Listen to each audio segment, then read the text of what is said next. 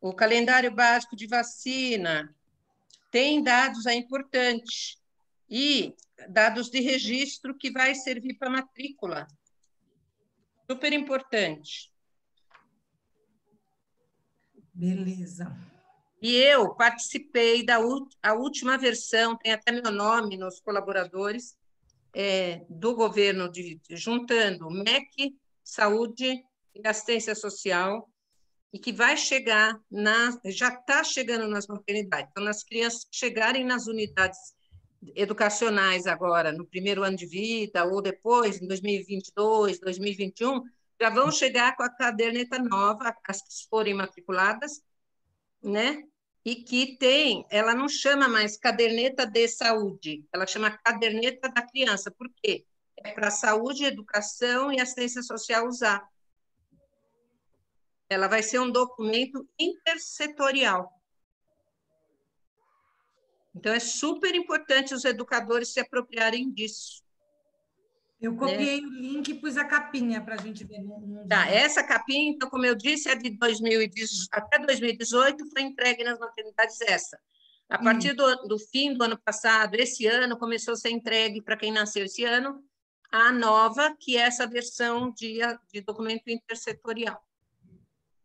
A ideia é pôr o nome da creche, do SEI, da EMEI, da escola, entendeu? Entendi. Ela vai servir como um documento...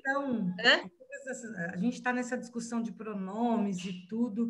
Eu tenho uma questão. Por que a caderneta de vacinação está lá, menino e menina na caderneta? É uma Porque é diferente os dados. O menino cresce, o menino tem um gráfico, a menina tem outra. É diferente, entendi. O mesmo alguns aspectos do desenvolvimento. Não tem nada a ver com a questão de gênero, no sentido, as pessoas também precisam entender que gênero é uma coisa, sexo é biológico. Boa. E sexo muda o padrão de crescimento.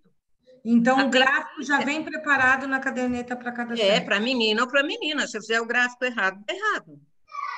É por isso. É muito importante divulgar essa informação. Não é tudo que é uma questão de preconceito, não.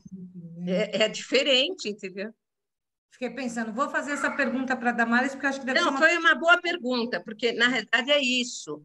É caderneta da criança, atualmente, né? E é menina e menino por isso, porque o parâmetro é outro. Bacana. O que é um gráfico? Um gráfico é um estudo feito com muitas crianças de todos os países, esse gráfico que está aqui, de como eles crescem em altura e em peso. E aí se faz aquele gráfico, tem um cálculo matemático que vai fazer um negócio que eu ensinava, dava aula disso, que chama encontrar a mediana. Quando eu dava aula disso, eu mandava ir lá na frente da classe, os meus alunos de enfermagem, de saúde, né? Eu mandava pôr, vem aqui para frente, sei lá, meia dúzia, 8 pessoas. Aí a gente punha uma fila, o mais alto para mais baixo, ou mais baixo para mais alto. Homens e mulheres separadas, porque não vale. E aí a gente encontra a pessoa do meio. A pessoa do meio, no cálculo, é feito com milhares de pessoas, é cálculo matemático, mas eu fazia isso para ilustrar. O que é a mediana? A mediana é aquele número que divide os mais altos dos mais baixos, os mais gordos dos mais magros. E depois você vai ter do lado da mediana, cálculos que vão ser, no caso aqui, está sendo usado um outro parâmetro, porque os parâmetros mudam. Vai ser usado percentil. O que é o percentil? -1, -2, que está no gráfico na página 59, por exemplo, a minha aqui, é de menina.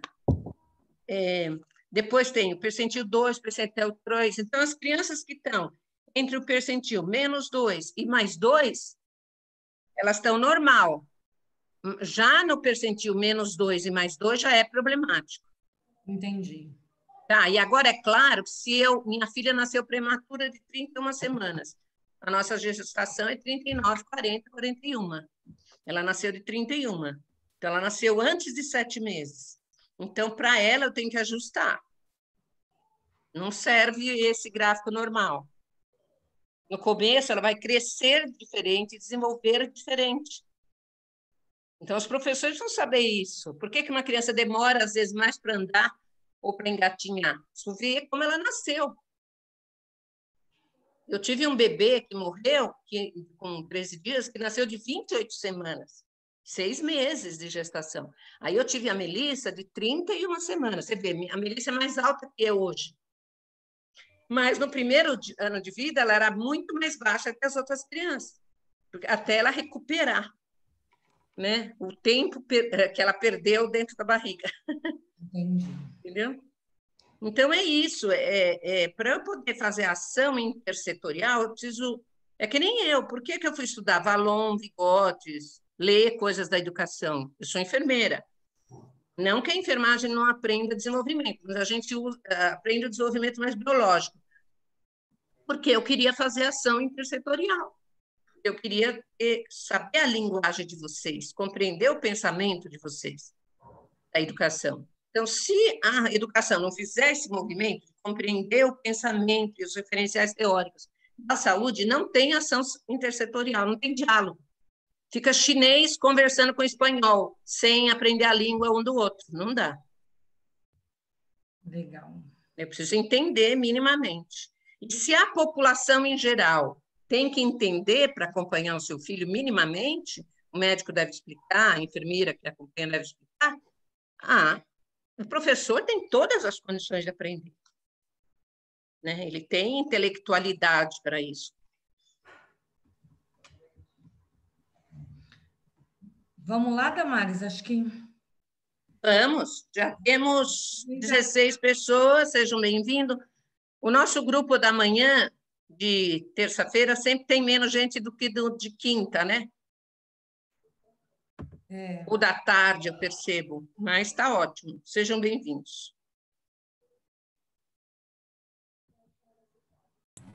Damares. Pode perguntar, Silvana.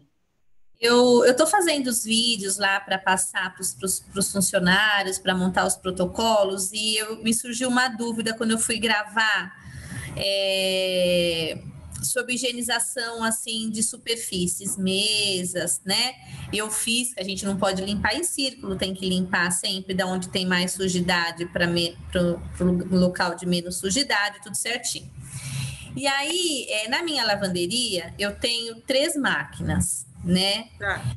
A orientação é sempre para não misturar jamais, deixar uma só para pano de chão, nunca misturar essa lavagem de uma toalha de banho com lençol e lavar no mesmo local um pano de chão. Até aí tudo bem.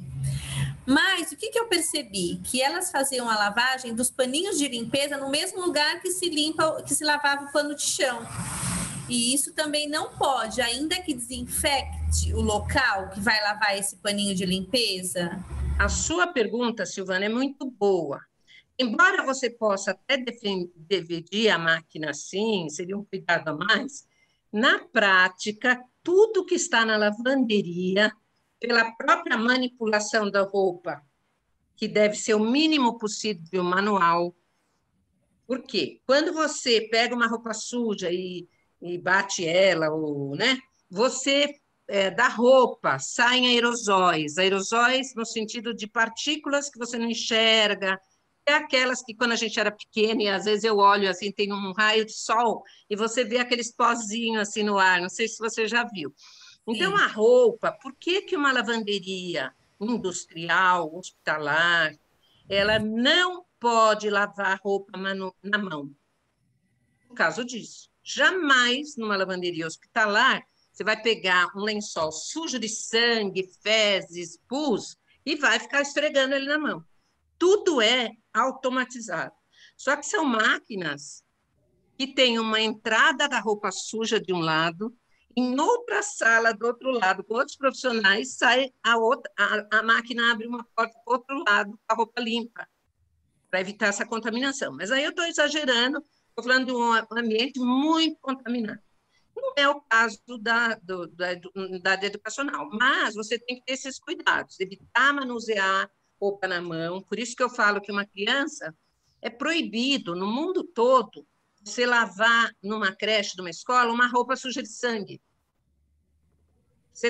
corre um risco, manualmente, eu estou dizendo, manualmente, porque você não deve manipular roupas manualmente. Agora, lavar um paninho lá de limpeza no tanque, onde lava o outro, o ambiente em si, você tem que, depois que, se você tiver um processo de lavagem bem feito, você pode misturar pano de prato com pano de chão, entende o que eu quero dizer? Se Entendi. ele for bem feito. Mas, bem feito, aí eu já estou falando uma coisa mais profissional. Com aquelas máquinas que eu tinha na Secretaria do Menor, chamava Citec, a Citec. Não é a marca, é o tipo de máquina. Não é o caso da maioria da rede municipal. Eu vou evitar chacoalhar roupa, eu vou evitar, mas o fato de você lavar bem lavado, você desinfetar e misturar esse paninho não tem problema. Agora, não o paninho, ele tem que ser ou lavado, ou o que eu não posso é, durante a limpeza, fazer isso num balde. Entendi. Então, Entendeu? se eu lavo o paninho de limpeza na mesma máquina que eu lavo o pano de chão, não tem problema? Não, eu faço isso na minha casa, não pode fazer isso, não tem. Desde que o processo de lavagem que você instituiu seja bom o suficiente para. Então, a Entendeu? minha máquina aqui não tem água quente. O ideal para um processo de lavagem adequado teria que ter água quente, não teria? O ideal, sim, mas você pode usar, por exemplo, dependendo da cor do tecido, mas pano de limpeza, geralmente você pode usar hipoclorito um pouco para Tá. desinfetar, desde que seja usado numa quantidade adequada, porque senão você vai destruir logo os tecidos, né? Então, eu tenho que calcular para saber. Aquela máquina tem 45 litros, metade dela tem 20 litros. Se eu encher até a metade, É eu vou isso. calcular para 20 litros, eu vou pôr tanto de hipoclorito, entendeu? E olha, Damares, isso está sendo um aprendizado até mesmo para a vida da rotina de casa, porque Sim, eu não tinha mania de olhar rótulo. Esse final de semana eu fiz um teste, porque eu estou marcando aqui, todos os baldes eu estou marcando com esmalte, onde tem 2,5 litros, tudo, porque perfeito. eu estou fazendo essas marcações. E em casa eu fiz uma proporção de água sanitária, porque eu punho água sanitária pura e eu não achava que o banheiro ficava limpo. E eu fiz a mistura correta esse final de semana com a quantidade de água que pede no rótulo e eu borrifei nos azulejos aquele limbozinho que foi no meio dos azulejos de ficar gordurinha do corpo da semana, escorria sozinho. Então, realmente, diluir a quantidade correta faz toda a diferença. E uma coisa é para limpar, igual você está falando, para tirar o limbo. Porque o limbo, o que, que é? É fungo, certo? É fungo. É mofo, é fungo. Agora, para você desinfetar, o que acontece? Algumas bactérias ou vírus são mais resistentes que o outro. Então, a maioria, naquele meu livro que nós vamos publicar, pedir uma autorização agora da capítulo do livro de higiene, nós vamos pedir a Visalab pediu autorização da editora Artimed para eu republicá-lo agora, para ter acesso à rede, o capítulo à parte, não tem problema, e eu vou fazer um adendo dizendo o que muda com o Covid. E eu, na minha pesquisa, tanto de literatura do Google Acadêmico, internacional, como na minha pesquisa com especialista, maior especialista em infecção no Brasil aqui, da área de medicina de infecção hospitalar também, ele disse que eu estou correta no meu raciocínio e bate também com a literatura. Ou seja, o que está naquele capítulo, higiene, precauções, padrões de diluição para o Covid é suficiente, porque antigamente, antes do Covid, o vírus que precisava mais de hipoclorito era o do hepatite B. Quando você tem sangue, por exemplo, você tem um risco de ter hepatite B. Então, a gente poderia, eu já usava uma concentração de diluição de hipoclorito que é um pouco maior do que essa do rótulo para alguns ambientes, né? E para o Covid agora ficou igual. Eu vou pegar o hipoclorito que tem na minha casa agora, para ler o rótulo, ou você depois, a gente pode fazer isso e ver. Se eu não me engano, ele está mandando 200 ml por 10 litros, é isso? 20 ml por litro. Isso aí dá uma concentração um pouco mais baixa do que, teoricamente, a gente precisaria para o Covid. Mas eu falo para você lavando com água e sabão, enxaguando e depois passando a solução de hipoclorito. Só que essa solução que o Covid precisaria para terminar essa desinfecção, ela é um pouco tóxica se eu deixar o resíduo em um brinquedo que vai pôr na boca, uma superfície tocada pela mão. Então, eu tenho que esperar meia hora e depois enxaguar de novo. Então, brinquedo, nas creches Natura e Avon, a gente vai manter nos brinquedos a metade disso, que era o que a gente já usava. É o mesmo que se usa para mamadeira, que não precisa enxaguar. A metade disso que eu estou te falando. Eu acho que essa que tem no rótulo, ela é para que dá 250 miligramas por litro, que vai dar 250 partes por milhão, que a gente chama ppm. Eu posso explicar melhor isso, porque às vezes para mim é fácil de entender. Para quem não é da área, é como eu tentar entender alguma coisa da internet, assim, eu não entendo. Aumenta seu telefone, seu microfone. Não, eu acho que seria interessante você explicar sim, viu? E no caso, então, para brinquedos, se a gente considerar a mesma desinfecção que a gente faz com a madeira, é suficiente? A vantagem disso, vou te explicar, é que a maioria dos vírus vão morrer com a água, sabão e a esfregação, certo? A maioria. Se ficar algum resíduo de vírus, é que você usa hipoclorito para completar, né? Uhum. E aí, quando você usa esse 250 miligramas por litro de cloro ativo por litro, que é 250 ppm, partes por milhão, ela não precisa enxaguar depois, essa é a vantagem. Porque não é tóxico. Até 250, tóxico eu quero dizer assim, não vai irritar a pele, não vai queimar a boca. Se eu uso mais do que isso, eu preciso enxaguar depois do tempo de esperar a desinfecção. Isso torna muito difícil para a limpeza, para quem vai supervisionar a limpeza, garantir que a pessoa está esperando o tempo certo para enxaguar. Então, eu opto para deixar para usar uma concentração maior só nos pisos que eu quero dizer, de lugares que não tem o bebê engatinhando, e no banheiro. E eu uso a de brinquedo, eu uso no resto, entendeu? É esse raciocínio que a gente tem que fazer. Entre você ter que usar o mais forte, mas você não tem controle total o tempo todo sobre a equipe, se eles esperaram o tempo certo para poder enxaguar, e se enxaguar, é melhor usar menos e deixar permanecer ali, que até 250 eu não preciso enxaguar. Perfeito. E quando você fala o hipoclorito, a água sanitária também faz o mesmo efeito ou não? Não, vai no rótulo e lê. O que tem na água sanitária? A água sanitária é uma expressão, né? Cândida é uma marca. Água sanitária é uma expressão. O produto é o hipoclorito de sódio. A tantos por cento. Então, a água sanitária brasileira tem 2 a 2,5% de cloro ativo, quando ele está, entre aspas, puro ali, não é puro naquela garrafa. Você pode comprar um produto para grande, para trabalhar assim na educação, que é a 1%, aí você vai ter que usar mais. Entendi, tá. Entendeu? É a concentração. A água que a gente bebe tem hipoclorito de sódio, só que ela tem uma quantidade mínima, 3 a 4 ppm, que eu estou chamando. ppm é parte por milhão. 1 ppm é igual a 1 miligrama. Então, se 1 litro de água sanitária tem 2%, por exemplo, de cloro ativo, e você 2 por 100, ó, eu estou falando 2%, quer dizer o quê? Tem 2 gramas de cloro ativo por cada 100 ml, 2%.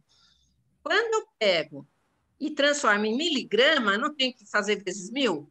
Então, a água sanitária sem diluir tem 20.000 ppm. Entendi. Eu vou usar 250, então eu faço uma regra de 3. A gente pode dar isso pronto nas nossas creches, Natura e Avon. A gente dilui, ensina a pessoa a diluir, deixa fixo lá, ou as empresas põem um diluidor, sabe? Já tem um diluidor que é ajustado para aquilo, então quando ela pega, e alguém tem que supervisionar isso, né? Tem um prazo de validade. Então, quando você fala em ppm, você está querendo dizer isso. Você está calculando em miligramas, né? Quanto que você quer atingir. Então, por exemplo, lavando O vírus do Covid, no laboratório, puro, sem esfregar antes ele com água e sabão, puro assim, sem nada, ele morre com 1000 ppm, em 1 minuto, porque o tempo influencia. Mas, quando eu lavo com água e sabão, enxago, lavo, limpo, eu posso usar 500 partes por milhão por 30 minutos. Se eu usar 250 e deixar sem retirar, ele vai morrer também. Mas, claro, é mais seguro para banheiro, tudo usar 500. Tá. Certo? É melhor usar 500, porque, por exemplo, eu estou pensando aqui alto, né? O fato de o banheiro, depois que secou bem, arejou, ele não vai ser um ambiente que eu vou ficar lambendo lá o vaso sanitário, pondo na boca igual um brinquedo. Então, ele pode estar um pouquinho mais carregado do cloro. Entendeu? Mas para as crianças usarem, adultos usar, tem que estar bem arejado. Depois que secou bem. Não sei se eu fui clara, mas eu posso. A gente pode fazer até uma aulinha, pedir para. Por isso que eu sou contra o tapetinho, porque se você tem que desinfetar uma coisa que você não lavou antes, como sapato, você tem que usar metade, você teria que usar metade da água sanitária e metade de água. É muito forte. Cada vez que entra em contato com a sujeira, ele perde cloro, porque o cloro dilui, ele evapora. A reação é assim, uma molécula de cloro, uma de sujeira, por exemplo, elas brigam entre si para desinfetar e some. Então, se uma coisa estiver muito suja, eu tenho que usar muito mais cloro. Imagine, se eu usar o meu sapato para limpar no tapetinho quando chegar em casa, tudo bem, o meu desinfetou. O próximo que entrar já dançou. Eu vou ficar pondo lá água sanitária no chão? Aquilo é um absurdo. Eu espero que o doutor Bactéria não tenha ganho como vereador, ele era candidato. Porque ele falou besteira. Ele foi vendido pelo comércio, né? Entendeu? Entendi.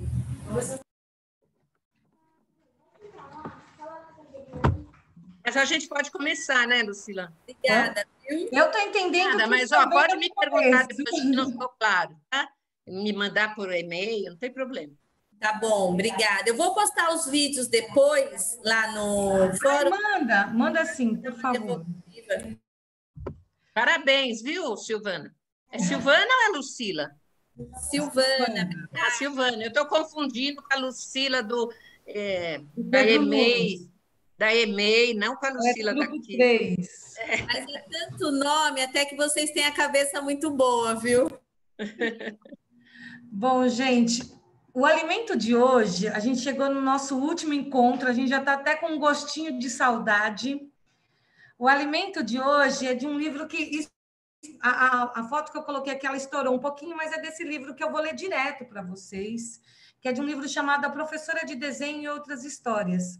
E a que eu escolhi para ler, na verdade, é uma forma de eu presentear a Damares, que foi um presente para mim esse semestre. Né? A Damares está fazendo um portfólio de histórias de banheiro, enfim. E quando eu me lembrei dessa história, eu achei que tinha tudo a ver, então eu vou copiar essa história para ela. E eu também achei que era um jeito de presentear também as professoras de EMEI e todas as professoras, né? Essa história de elefantes, acho que tem muito a ver com a Damares, quando ela, por exemplo, escuta a sua história, Silvana, né? Ao invés dela ficar preocupada com o PowerPoint, ela escuta a tua história e, para mim, isso já é um começo do encontro, né? Então, é uma forma de presenteá-las e de presentear a Damares também. Deixa eu só tentar passar aqui. Quem escreveu esse livro foi o Marcelo Coelho, né? Ele é nascido em São Paulo, ele nasceu em 59, ele estudou ciências sociais, ele é autor de alguns romances, traduz alguns outros importantes. Ele é professor de jornalismo na Casper Libero e ele trabalha já há muito tempo escrevendo artigos na Folha.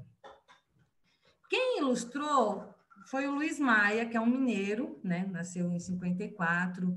Ele venceu o prêmio Jabuti, provavelmente de um livro que vocês já conheçam, que é o Poemas para Brincar, do José Paulo Paes. É um livro antigo, né? E que acho que todas vocês conhecem. E ele também é autor de peças, enfim, e que trabalha com cenários, figurinos, confecções. E essa história, gente, eu acho que é uma história que vale a pena ouvir e pensar um pouco, porque além do banheiro, ela nos toca por outras coisas e outras concepções. Elefantes. Meu primeiro dia na escola foi bem ruim. Hoje em dia, as crianças não sabem direito como é o primeiro dia em que a gente entra na escola. Elas começam muito pequenas. Com 3 anos, estão no maternal. Comigo foi diferente. Eu já era meio grande. Tinha 6 anos. Imagine, 6 anos. Quer dizer que desde que eu nasci até ter 6 anos, eu ficava em casa, sem fazer nada. Brincava um pouco, mas meus irmãos eram muito velhos e criei o costume de brincar sozinho. Era meio chato. Até que chegou o dia de entrar na escola. Minha mãe foi logo avisando: olha, Marcelo, lá na escola não pode ficar falando palavra feia. Bunda, cocô, xixi. Não use essas palavras. Tocaram a buzina. Era o ônibus da escola. Eu estava de uniforme, calça curta azul, camisa branca. Eu tinha uma camisa branca que me dava sorte. Era uma com pintinha no colarinho. Gostava daquela pintinha preta. Mas no primeiro dia de aula, justo essa camisa tinha ido lavar. Fui com outra, que não dava sorte. Bom, daí a aula começou. Teve o recreio. Eu não conhecia ninguém. Tirei um sanduíche da lancheira. O lanche sempre ficava com gosto de plástico por causa da lancheira. Mas eu não sabia disso ainda, porque era a primeira vez que eu usava a lancheira. Então tocou o sinal e fui de novo para a classe. Até que deu certo no começo. A professora explicou alguma coisa sobre elefantes, falou que eles tinham dentes grandes e que esses dentes eram muito valiosos. Então ela perguntou: alguém sabe qual o nome dos dentes de elefante? Ou melhor, ela falou assim: alguém sabe para que servem os dentes do elefante? Vai ver que ela queria perguntar: qual o material precioso que é tirado das presas do elefante? O fato é que eu sabia a resposta e gritei: o marfim. A professora me olhou muito contente. Os meus colegas também me olharam, mas não pareciam tão contentes. Ela brincou: puxa, você está afiado, hein? Eu não respondi, mas fiquei inchado de alegria, como se fosse um elefantezinho, dentes afiados. Tinha sido um bom começo, mas aí vieram os problemas. Fui ficando com a maior vontade de fazer xixi. Segurei. A professora continuava a falar sobre elefantes. Assunto mais louco para o primeiro dia de aula. E a vontade de fazer xixi ia aumentando. Cruzar as pernas não adianta nessa hora. Olhei para um coleguinha no banco da frente. Tive inveja dele. Ele estava ali tranquilo, sem nenhum aperto. Como é que seria estar no lugar dele? Pedir para ser ele? Pedir emprestar o corpo dele por algum tempo? Como alguém pode ficar sem vontade de fazer xixi? Sem pensar no problema? Eu estava ficando meio desesperado. Eu era meio tímido também. Levantei a mão. A professora perguntou o que eu queria. Posso ir ao banheiro? Espere um pouco, tá? Ela devia estar achando muito importante aquela história sobre elefantes. Começou a explicar como os elefantes bebiam água, eles enchiam a tromba, seguravam bem, e daí chuá. Levantei a mão de novo. Preciso ir ao banheiro, professora. Ela nem respondeu. Fez só um gesto com a mão para eu esperar mais. Na certa, ela estava pensando que no primeiro dia de aula é importante não facilitar, não dar moleza. Devia imaginar que todo mundo inventa que quer ir ao banheiro só para passear um pouco e não ficar ali assistindo aula. Professora mais idiota, levantei a mão pela 3ª vez. Eu realmente não aguentava mais. Só que a professora nem precisou responder. Tinha tocado o sinal. Fim da aula. Era só correr até o banheiro. Levantei da carteira. A gente era obrigado a sair em fila. Faltava pouco. Claro que não deu. Fiz o maior xixi dentro da classe. Logo eu, que nunca fui de fazer grandes xixis, mas aquele foi fenomenal. Parecia um elefante, coisa de fazer barulho no chão. Chua! A professora chegou perto de mim. Você estava apertado? Por que não me avisou? Eu não soube o que responder, mas entendi algumas coisas. A coisa mais óbvia é que quando você tem vontade de fazer xixi, vai e faz. Dane-se a professora. Coisa mais idiota é ficar pedindo para alguém deixar a gente ir ao banheiro. Banheiro é assunto meu. Outra coisa é que as pessoas, em geral, não ligam para o que a gente está sentindo. Para mim, a vontade de fazer xixi era a coisa mais importante do mundo. Para a professora, a coisa mais importante do mundo era ficar falando de elefantes. É como se cada pessoa tivesse um filme dentro da cabeça e só prestasse atenção nesse filme. Filme dos elefantes, filme do xixi. Mais uma coisa, quando a gente precisa muito, a gente tem de gritar para valer. Eu devia ter gritado: professora, tenho de fazer xixi. Ou se quisesse evitar a palavra feia, professora, tem absoluta urgência em urinar. Não seria bonito, mas até que seria certo dizer: vou dar uma mijada, pô. Mas o pior é ficar levantando a mão e dizendo baixinho: professora, posso ir ao banheiro? Vai ver que eu estava falando tão baixo que ela nem escutou. As pessoas nunca escutam muito bem o que a gente diz. Uma última coisa: aquele xixi não teve importância nenhuma. Eu fiquei envergonhado. Ainda mais no primeiro dia de aula. Só que alguns dias depois, o vexame tinha passado. Tudo ficou normal. Tive amigos e inimigos na classe. Fiz lição, respondi chamada, e nem a professora, nem meus amigos e nem meus inimigos, ninguém se lembrou do meu xixi. Sabe por quê? É porque já estava passando outro filme na cabeça deles. Cada pessoa tem outras coisas em que pensar. A briga que os pais estão tendo, o irmão mais velho que é chato, o presente que vai ganhar de aniversário. Só eu liguei de verdade para o caso de xixi. As outras pessoas estão sempre tratando de assuntos mais sérios. Elefantes, por exemplo. E acabou. Ai, Lucila, eu me identifiquei. Você leu o meu texto que eu escrevi do meu primeiro dia de aula? Eu pensei que combinava com Nossa, você. eu vou atrás desse autor, se ele estiver vivo, porque ele é muito parecido comigo, a história. Não, gente, e a biografia dele, eu preciso ler uma coisa para vocês. Que ele começa a biografia contando que as histórias não são inventadas, foram tudo que ele passou. E aí ele falava assim, que estudou num colégio antiquado, no recreio não deixavam nem a gente correr. O banheiro era a coisa mais nojenta que já vi. Se eu fosse escolher um colégio, dava antes uma olhada no banheiro. Por aí a gente pode ver o quanto vai ser respeitado. Achei tão bonito isso que eu achei que eu precisava compartilhar com vocês. E eu acho que aquele depoimento da Lucila, eu acho, do e-mail, que ela fala até tem a ver com isso que nós estamos falando agora, do hipoclorito, né? Eu e a pessoa, A Silvana. A Silvana, porque ela encontra no banheiro uma garrafa com uma coisa leitosa, achando que era leite e era um produto de limpeza. Então, essa coisa de como eu também tenho que tomar cuidado com algumas coisas. Ou, por exemplo, não sei se vocês viram, que foi publicado na UOL, Papo de Mãe, um texto meu sobre acidentes de deglutir, de engasgo em escolas.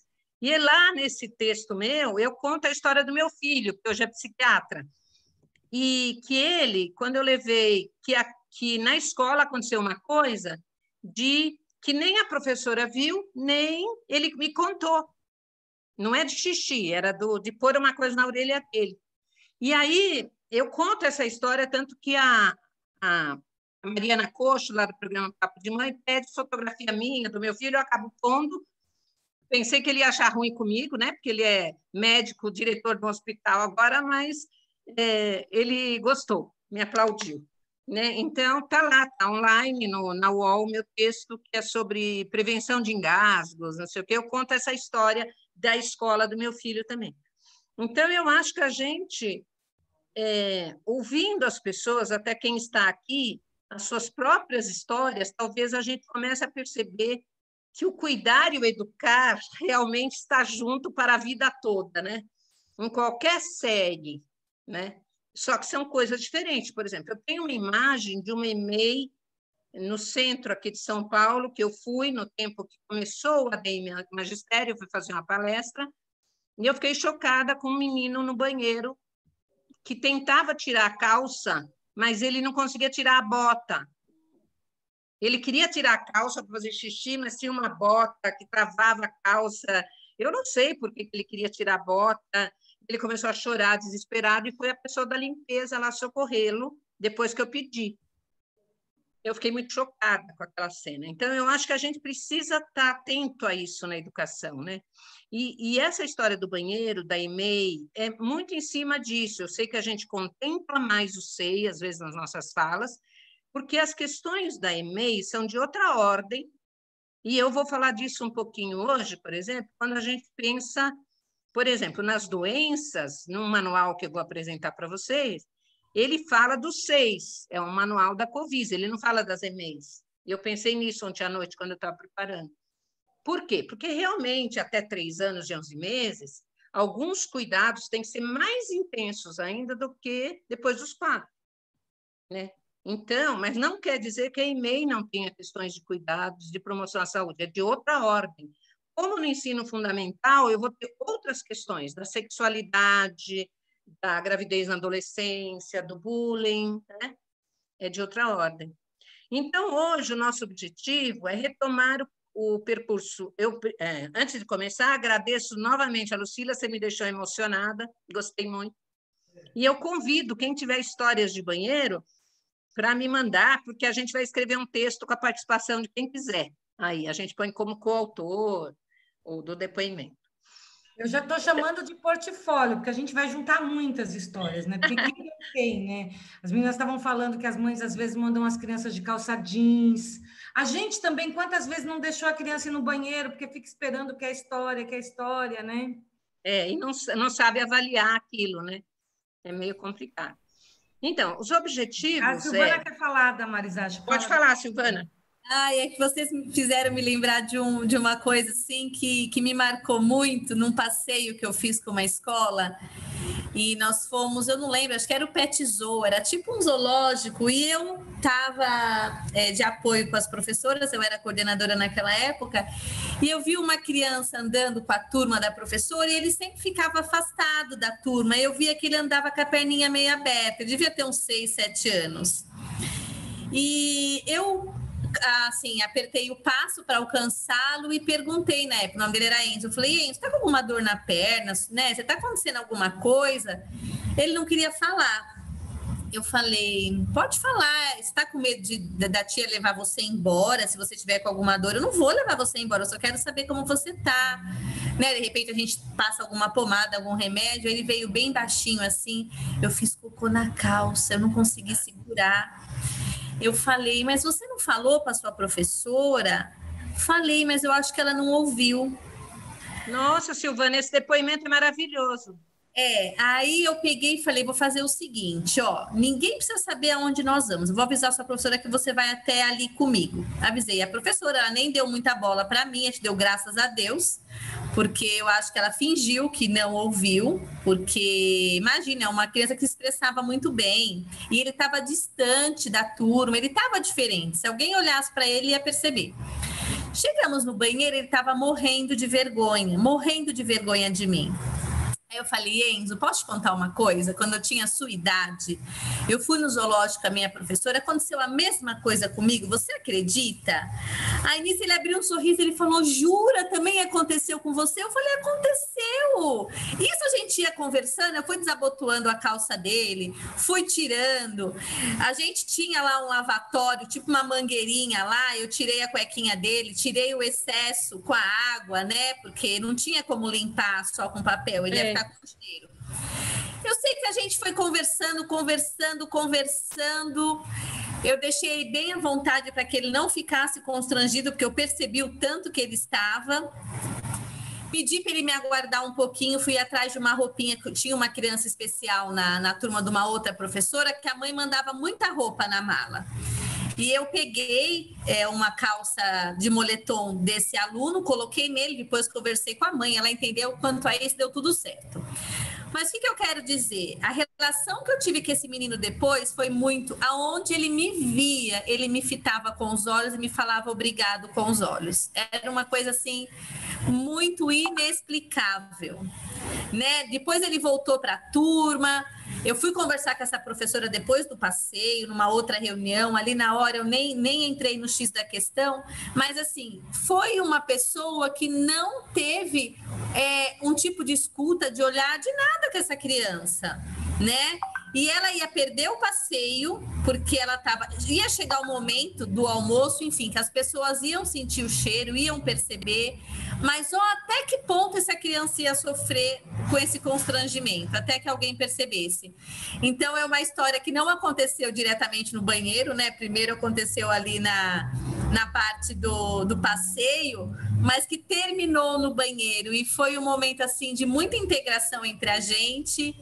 E essa história me marca. Quando fala de banheiro, de troca, de situação, me faz lembrar o Enzo. E até hoje, nas reuniões pedagógicas, quando eu vou falar com a professora, com as professoras, eu conto essa história, porque a gente tem que estar atenta, e quando acontecer, como eu já me deparei, vocês também já falaram na formação, porque esse cagão, essa criança toda hora faz cocô na calça, ou vice-versa. Não, acolhe, se coloca na condição, lembra de quando você também era criança, né? Faz a criança pensar que aquilo é normal de acontecer, pode acontecer com qualquer um, e realmente faça aquele momento da criança ser um momento de acolhimento, não de vergonha. É isso só que me veio na cabeça. Não, e Silvana, muito bonita a sua história. Eu quero que você escreva comigo lá no texto que eu já escrevi, já mandei para avisar lá, mas não foi publicado ainda. Eu estou incluindo algumas coisas. E, na realidade, acho que vale super a pena, né? Eu acho que é importante, porque isso nós estamos falando de cuidado. E tem uma coisa que na sua fala, tirando o cocô do lado, tirando a vergonha, tirando tudo, que você começa a contar que é fundamental no cuidado, e é fundamental hoje quando a gente vai falar de registros, né? De saúde também, documentação do aspecto de saúde. Esse olhar, ele está olhando, ele está andando diferente, ele está diferente. Isto é fundamental não só para o cocô, xixi, mas para o cuidado. Porque para cuidar de alguém, eu devo saber quem ele é, quais são suas necessidades e como atendê-lo. Tanto do ponto de vista de uma criança que parece que está cansada, o pulmão, onde eu olho, como eu vejo, como eu confiro. O jeito que meu irmão, agora domingo, eu estou tentando salvar meu irmão, aí que está muito frágil, pode morrer a qualquer hora, porque ele tem um quadro, tem uma série de coisas aí. E eu comecei a perceber o jeito que ele andava, né? E eu até mostrei para o médico como eu vi ele andar, que é uma fragilidade muscular que meu irmão está tendo. Ele é bem mais velho que eu, 10 anos, tem diabetes, né? Mas ele tem uma fragilidade muscular que está fazendo ele andar arrastando o pé quase. Então, este olhar é fundamental no cuidado, né? O que está acontecendo? Como teve um caso no SEI Grão da Vida, que a criança, as professoras começaram a olhar e falar, tem algo diferente nele. Vieram me chamar, eu fazia estágio lá, se ele era autista. Teve 2 casos lá, teve vários, mas eu lembrei desses 2 agora. E uma das crianças, ela era surda, e ninguém sabia. E tem a ver com o que nós vamos falar da caderneta hoje. Tem coisas que eu vou achar na caderneta, se a criança fez exame quando nasceu, para ver se era surdo. Nesse caso, ele não tinha feito. E ele era surdo. Então, o que ele chegava, ele tinha uma cara estranha, ele não via nada. E se a professora não tivesse percebido, ninguém ia demorar, essa criança ia ficar com lesões neurológicas, porque ele não ia aprender. E a outra criança era uma criança que não falava gêmea, mas porque ela tinha uma questão psicológica, que chama mutismo seletivo. Depois, um dia, também foi um caso assim de observação que a professora me pediu. Então, o que você está falando vai além do cocô e do xixi. É essa capacidade da gente olhar, e quando a gente fala a escuta da criança, eu estou falando da observação também. Um bebê, por exemplo, a escuta, às vezes, é o olhar, é a percepção da expressão, do gesto, né, da reação da facial, né, dos sons. Então, quando a gente tem um discurso assim, é a escuta da criança, sim, isso faz parte da escuta da criança. Às vezes ela não sabe ainda expressar, Então, muito bom o seu depoimento, tá bom? Eu vi que tem mais gente aqui dizendo que quer contar uma história depois, aí a gente vai abrir, tá Eu bom? já Acho estou que é muito procurando um legal livro isso. de crônicas depois. Nós vamos escrever um livro. Isso, um livro. Um livro Tô a ideia boa. A gente vai escrever um livrinho aí, ou um De livrão, né? crônicas de cuidados e banheiros na educação. Nossa, não só de banheiro, mas é isso que nós estamos falando, né? Dos cuidados. Então, o objetivo hoje, na realidade, no último dia, era retomar o percurso formativo no sentido assim, o que aprendemos e quais dúvidas persistem, para a gente poder ajudar. Se alguma dúvida não puder ser esclarecida hoje por tempo, a pessoa precisa sair ou não dá conta, a gente quer esclarecer todas hoje, mas a gente continua aberto aí para as questões. Só lembrando, Damares, eu coloquei como um lembrete no final, mas que a gente abriu um fórum solidário, que é um fórum que está aberto não só para vocês do curso, mas para todos os 6 e-mails da rede. Então, todas as perguntas que tiverem, podem colocar naquele fórum, que todas as formadoras vão responder, não precisa ser do módulo. Desculpa, E aí, Damares. a gente vai analisar hoje, tem a ver com isso que nós estamos falando agora, as possibilidades de registro para o processo de documentação para a saúde. Acabamos de falar disso indiretamente. Por exemplo, isso que eu falei da criança que era surda, né? Ela tem uma caderneta, ela tem uma documentação, ela tem a história de nascimento dessa criança. Então, a primeira coisa, além de observar, é observar o que tem na ficha dela, o que a mãe dela, o pai dela contou do nascimento dela. Isso existe na escola, essa ficha de matrícula. E eu estou falando isso porque existe. Eu procurei ontem aqui em casa e não achei o meu livrinho o último livrinho de saúde que tinha da rede pública, quando os 6 foram para a educação. Existia ainda agenda, chamava Agenda da Saúde, pequenininho, um livrinho, e que a lei tinha um modelo de ficha de saúde. E nessa grão da vida que eu fiquei 17 anos, é um parceiro, é uma creche indireta ali em Capela do Socorro, as crianças têm uma ficha de matrícula que tem dados de saúde ainda, podemos melhorar alguns. Eu não sei quem preenche, está formado, treinado para fazer a pergunta certa, né? E outra coisa é a informação cotidiana. Se a criança trouxe um remédio, a mãe falou que ela faltou porque ela estava com pneumonia, está voltando hoje. Aonde que eu documento isso? As vacinas, como é que eu documento na escola as vacinas, se ela está em dia ou não? Né? E se eu tenho uma documentação, ela vai me ajudar a perceber se está aumentando o número de casos de doença transmissível, que a gente chama de surto. O que é um surto? É 2 casos na semana com as mesmas características. A partir de 2 casos com a mesma característica, eu tenho que ficar de olho. É um aviso, é como o andar do menino no zoológico. Eu vou ficar olhando para isso e ver.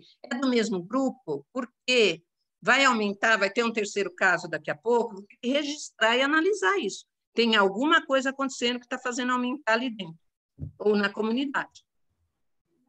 Articular, isto eu preciso desses registros, inclusive para articular com a Unidade Básica de Saúde Local, com o Sistema de Vigilância Epidemiológica e o Sistema de Vigilância Sanitária. São coisas diferentes. Ontem a Cisele me perguntou, eu expliquei para ela. Eles trabalham junto, num negócio que chama Vigilância à Saúde. Mas a vigilância epidemiológica, é isso que vocês estão vendo do Covid na televisão, todo dia, a média móvel, é o registro dos doentes, é o rastreamento de uma pessoa, é o exame que vão fazer para ver se aquela pessoa que tinha tuberculose passou para outra, meningite e por aí afora. A vigilância à saúde já é diferente, são pessoas diferentes e que elas são mais as fiscais. É aquele que vai na lanchonete ver se a lanchonete está tendo higiene no preparo de alimentos. Então, é diferente. A pessoa que trabalha na vigilância à saúde, geralmente é veterinário, dentista, porque é quem faz vigilância nesses espaços. A vigilância epidemiológica já é mais médico, enfermeira, especialista em saúde pública. Então, é a CVE que vai me ajudar. Na UBS local tem uma ponta da CVE, porque nós estamos num país que é hierarquizado assim, tanto a saúde, tanto começa no município e vai até o Ministério da Saúde, como do Ministério da Saúde passa pelo Estado e vai para o município. Então, você tem o Centro de Vigilância Epidemiológica, que é o CVE com C, que é do Estado. E você tem os serviços municipais. Tudo faz parte do sistema de vigilância epidemiológica. Avaliar o processo de implementação dos cuidados para a promoção da saúde. O que vocês fizeram até o momento? A gente já discutiu com 2 unidades, já temos como apresentar. Alguém perguntou aqui que a gente fica em dúvida no seio para as crianças, principalmente os bebês quando apresentam diarreia. Então, nesse caso, eu vou mostrar um documento hoje que a gente faz nas creches da Natura, que a gente chama controle de surtos. Eu vou explicar para vocês o que é. É para ajudar o gestor a registrar ali, para ele ter essa ideia. Essa diarreia é isolada de uma criança ou é alguma coisa que está pegando em todo mundo? Eu preciso ter um registro. Se eu não tiver um registro, não tenho como saber. Não pode ficar só na minha cabeça. E uma coisa que, ao preparar, eu resgatei, é que existe um manual Covisa, que é da Visa, Covisa quer dizer Vigilância Sanitária, não a epidemiológica, tá? Que eu expliquei agora há pouco. Se não entender, eu posso responder de novo. Porque, às vezes, a gente é da área, fala rápido e acha que o outro entendeu. Não tem obrigação. Eu também não entendo muita coisa de outra área, às vezes. Então, o manual Covisa, por que eu resgatei? Porque ele é o documento mais moderno que existe, mas é de 2008, do município da São Paulo, que regula as práticas de higiene e de cuidado com a saúde, no 6. E vê que ele não fala de EMEI. Então, nós temos que brigar também, se vai ter um manual de boas práticas, tem que abranger EMEI. Esse manual tem coisas boas e tem coisas que eu não concordo. Por exemplo, isso que eu estava falando com a Silvana, né? Silvana, agora de manhã, fiz confusão. Sobre diluição de cloro, de cândida, aqui está muito alto, eu discordo e a referência deles não é boa. Eu já falei isso para eles, eu já fui lá na Covisa alguns anos atrás, mas há uma resistência de rever esse documento, foi da gestão Kassab. Está na hora da gente pressionar e falar, queremos a revisão do manual. Mas esse manual tem coisas boas também, que vocês vão ver, que vai subsidiar vocês agora. Boa parte do que eu falei está nesse manual de uma forma bem simples, da limpeza, de como faz um POP. E ele fala que tem que ter um registro. Olha aqui, o que eu copiei, isso que está aqui, não foi eu que escrevi, está dentro do manual, tá? Por isso que estava em itálico, viu, Lucila? Eu acho que a gente acabou tirando, mas, este trecho aqui está dentro desse manual. É importante que a creche disponha de um contato no serviço de saúde de referência da região para facilitar o encaminhamento da criança, caso necessário. A integração... Olha, isso é de 2008, gente, tem 12 anos, já falava isso que nós estamos falando do Covid. A integração com a unidade básica de saúde próxima à creche é de fundamental importância para assegurar boas condições de saúde das crianças no dia a dia. Integrar não quer dizer que a unidade de saúde faz o que ela quer e você pede o que você quer. É sentar e conversar junto. E discutir junto, assim, não, isso não dá, isso dá. Me explica melhor. É fazer um plano conjunto. Contato com o profissional da unidade de saúde poderá viabilizar uma série de serviços, tais como realização de consultas, ele vai falando, vacinação e obtenção de medicamentos. A apresentação do cartão de vacinação da criança deve ser solicitada no momento do seu ingresso na creche, né? E o acompanhamento da situação vacinal pode ser realizado solicitando aos pais responsáveis que apresentem periodicamente. Caso haja atraso vacinal, deve-se encaminhar os pais para... Como é que o gestor, ou a pessoa da creche, do SEI, do EMEI, sabe que tem atraso? Ele tem que estudar e ter uma cópia do calendário vacinal nacional para comparar com a da caderneta da criança. Isso é um portador de texto. Quem sabe ler bem, como um professor, sabe interpretar. Se a gente der algumas dicas, vai entender esse portador de texto. O próximo...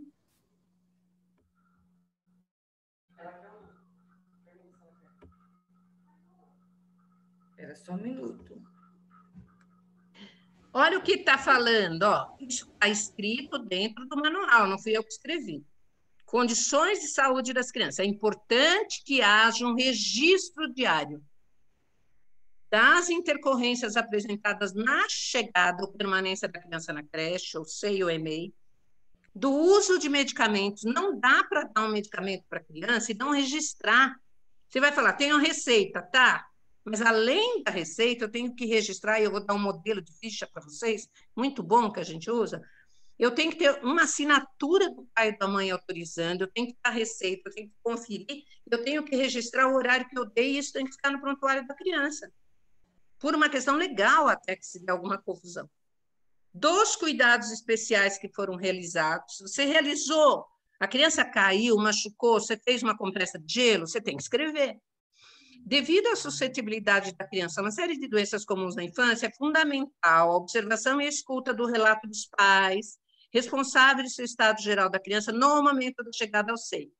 Ao receber a criança, o PDI, eu não sei o que é PDI, é professor de... Desenvolvimento infantil, professor de desenvolvimento infantil.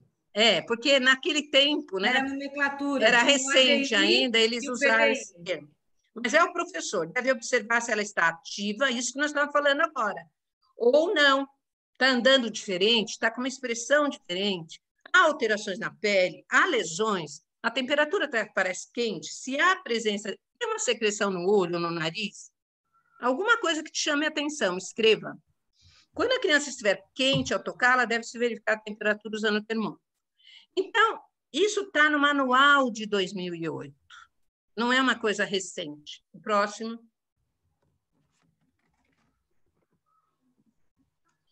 E aí eu vou cair nisso no registrar. Registrar para quê? Para conhecer e para prevenir. E isso depende da qualidade e frequência dos registros, das doenças versus os registros de medicação. Se eu tenho muito... Hoje eu tirei uns dados que eu tinha de uma pesquisa de medicação que eu fiz na rede, lá em 46 da região da Capela do Socorro, mas eu tirei para não ficar muita coisa, mas eu tenho, se alguém precisar, essa pesquisa. E foi autorizada pelo Schneider, essa pesquisa, na época.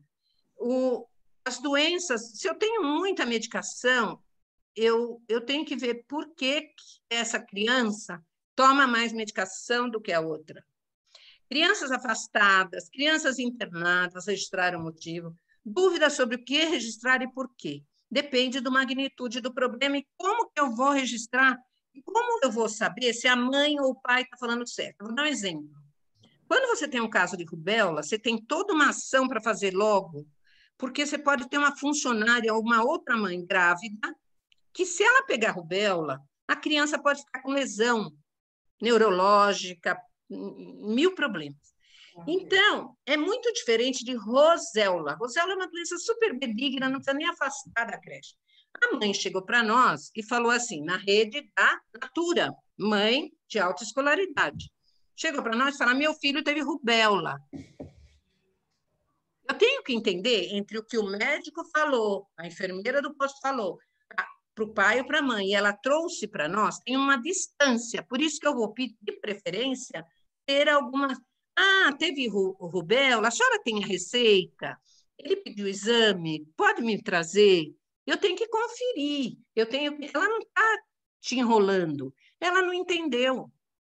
Então, na realidade, a gente ficou apavorado e desencadeou toda uma coisa e não era roséola, ela errou. Ela entendeu roséola como rubéola, como coisa comum. Então, eu preciso entender que é uma comunicação. Então, a criança, como deu outro dia na internet, na mídia, não sei se vocês viram, um ano atrás, uma criança foi parar na mídia, chegou na escola com remédio, em 2 seringas, o pai levou, na rede pública. Levou uma seringa e falou, 2 seringas, minha mulher falou que é para dar esses 2 remédios, um de manhã e um à tarde. A professora da manhã pôs o remédio na boca, já estava aspirado na seringa. A da tarde achou e injetou no nariz. Eu não posso receber um remédio sem conferir a receita, havia as 5 certezas. É um remédio certo? O nome da pessoa que está prescrita é certo? É o paciente certo? É a dose certa? É a medida certa? É a hora certa? Eu tenho que conferir na receita. Eu tenho que ter um plano, eu tenho que ter um registro. Né? Comunicação com os pais e UBS, a Unidade Básica de Saúde, episódio sentinela, por exemplo, um acidente. Né? Eu tenho que ter um protocolo e eu tenho que também, se acidente é um alerta. o que foi necessário e suficiente para acontecer esse acidente? Eu posso evitar outros? Sei lá, será que está quebrado lá um negócio no playground? Eu tenho que investigar. Não posso achar que é natural. Então, vamos lá. Essa é a ideia hoje. Mas, para isso, vamos continuar, Lu? Porque aí a gente tem mais tempo para ouvir, né? Isso aqui é uma ideia de registro de sinais e sintomas que nós temos na Natura e na Avon implantado há muitos anos e funciona super bem. Isso aqui é uma página de A4, onde tem isso, a data, os sinais e sintomas, tem esse título, o diagnóstico, se tiver um diagnóstico. Às vezes não tem ainda. A criança começou a apresentar mal-estar, não tem um diagnóstico, ainda não tem um tratamento, o educador assina. Do outro lado desta ficha, tem a de medicação, é na mesma folha A4, não sei se eu fui clara. Tem o registro de sinais e sintomas, e do outro lado, na A4, tem isso aqui, mas com 3, como é A4, repete 3 vezes esse quadrado aqui, tá vendo? Esse retângulo. Uhum. Tem 3 vezes. Por que 3 vezes? Até 3 medicação dá para eu registrar na mesma folha, da mesma criança. E olha aqui, eu me baseei no modelo italiano, inclusive, não da ficha, nós que testamos, funciona e mantemos. Esse cabeçalho aqui, na Itália, para você dar, e esse deveria ser o certo, menores de 14 anos, eu não posso receber um remédio da mãe, do pai, mesmo com a receita, sem ela autorizar que eu dê. Certo? E aí, então, você tem que autorização e controle da medicação oral e tópica, que passa na pomada, ministrada na creche, eu não sei, conforme a receita médica. Aí põe o nome da criança, o grupo, a idade, o peso, o mesmo. Por que o peso? Às vezes tem que ver se a quantidade de Novalgina prescrita está batendo com o peso. Problema de saúde, que a mãe ou você tem na receita que teve, data da receita, início e término do tratamento, é para dar 10 dias. Então, você vai pôr, começou hoje, conto 10 dias. Observações, alguma observação. Autoriza o profissional do berçário, da creche ou da EMEI a administrar o medicamento nos dias e horário acima. Assinatura do profissional que conferiu a ficha. A mãe, o pai que sabe escrever, ele já pode ter uma ficha dessa, ele já traz preenchida. Ou ele preenche na hora que ele deixa o remédio. Quem não sabe ler e escrever, você confere, assina. E aqui embaixo, por exemplo, eu vou pôr, sei lá, dipirona, hora que é para dar, às 14 horas. E aí eu ponho os dias da escola. Eu só vou pôr os dias que tiver na escola, não é o de casa. Então, ela vai tomar por 3 dias, né? Tomou ontem em casa. Então, hoje, eu vou pôr o dia de hoje, 17... É 17 hoje? 18? Hoje é 17? 17, 18 e 19. Quem der o medicamento vai depois fazer um risquinho vermelho, assim, ou mesmo em azul, que deu. Se a criança faltar, eu faço uma bolinha. Não veio, eu não dei. E isso fica, depois que preenche essa ficha, ela encheu, ela fica na porta, na entrada de cada sala, numa mesinha. Quando a mãe ou o professor pode registrar na outra, que está do outro lado. Ela vira assim, né? Um caderno, como um caderno. Quando ela encheu de uma criança, eu rasgo, eu tiro, né, do caderno e furo e ponho na ficha da criança, a documentação da criança para ficar guardada. Então, uma criança que tem muitas fichas dessa, sinal que precisa olhar melhor para ela está adoecendo muito. Eu não sei se eu fui clara. Esse é o nosso modelo. O próximo... Aí é outra coisa. Vamos lá. Você que tinha uma outra figura que você queria me mostrar, não? Não. Quer abrir um pouquinho para a pergunta disso, não? Tem uma termino? Bate-papo que eu não consigo ver. Tá, eu continuo terminando, então. O que você deve observar para registrar lá, se não foi uma coisa escrita pelo pai ou pela mãe? Observe, identifique, informe, procure ajuda nas situações que reconhece que a criança apresenta alguma alteração no estado de saúde. Isso é um dos indicadores que nós demos lá, dos 19 indicadores. E o que é que você vai observar? Para o COVID ou não? Serve para o COVID. Aparente mal-estar. É isso que a Silvana contou. A criança tinha um andar de um aparente mal-estar. Descreva esse que você está olhando. diminuição da atividade, refere dor, diarreia. O que é diarreia? 3 evacuações em 6 horas amolecidas ou uma grande quantidade de fezes de uma vez só. Cansaço ao respirar. Eu posso ensinar como que eu vejo. Já falei um pouco, nariz abrindo, aqui afundando. Se parece cansada, levanta a blusa, vê se está puxando entre as costelas. Manchas na pele, febre. Febre é o de menos, não é o principal. Por isso que eu sou contra medir a temperatura na entrada. Eu tenho que ver isso aqui na entrada ou durante o dia. Olhar, saber olhar. Informações de contatos. Quais são os contatos da criança ou do posto de saúde para você monitorar potencial surto, ou seja, 2 casos na semana igual acima. Tem que ter uma parceria com a UBS, o Programa de Saúde de Família Local, o Serviço de Vigilância Epidemiológica, e estabelecer parceria com as famílias e funcionários, compromisso coletivo com o bem-estar de todos, sobretudo para qualquer doença transmissível, mas sobretudo agora no Covid. Para avisar, né? Avisa se tem alguém, todas as escolas particulares que voltaram, que eu tenho acompanhado, não são muitas, uma meia dúzia, disseram que tiveram Covid. Sempre é um funcionário. Não é necessariamente o funcionário que cuidava da criança, às vezes é o secretário, o escriturário. Aqui em São Paulo, eu estou falando, tá? Próximo. Espera só um minutinho. Não, o pessoal está perguntando se tem uma legislação que autoriza dar medicamento. Claro, tem, eu posso falar disso. Claro que tem, está no manual da Covisa. Por isso que eu pedi para o Ricardo pôr naquele link o manual. Tá lá, tá no site já, no blog lá. Eu compartilhei no chat também o link com todo mundo, vou colocar de novo, tá? Tá, por quê? Eu não podia fazer isso ontem online, porque eu não sabia fazer, e eu não tenho ele físico, eu tenho ele online, ele está online, está lá. Mas antes disso, em 2005, eu tenho uma lei do Pinotti, que era secretário de Educação, autorizando. E na minha pesquisa eu mostro que existe essa discussão internacional e que eu vou explicar por que pode. Uma coisa é eu administrar a medicação num serviço de saúde, aí tem que ser um enfermeiro ou um auxiliar supervisionado por ele. De enfermagem, com diploma, com Corém. Ninguém pode dar medicamento senão a equipe de enfermagem. É diferente o medicamento que foi prescrito para uma mãe, para um pai que está em casa.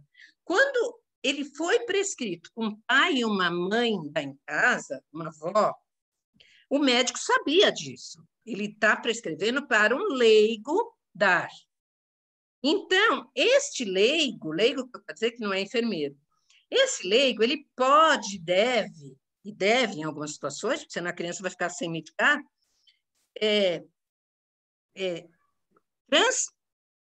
como que eu falo?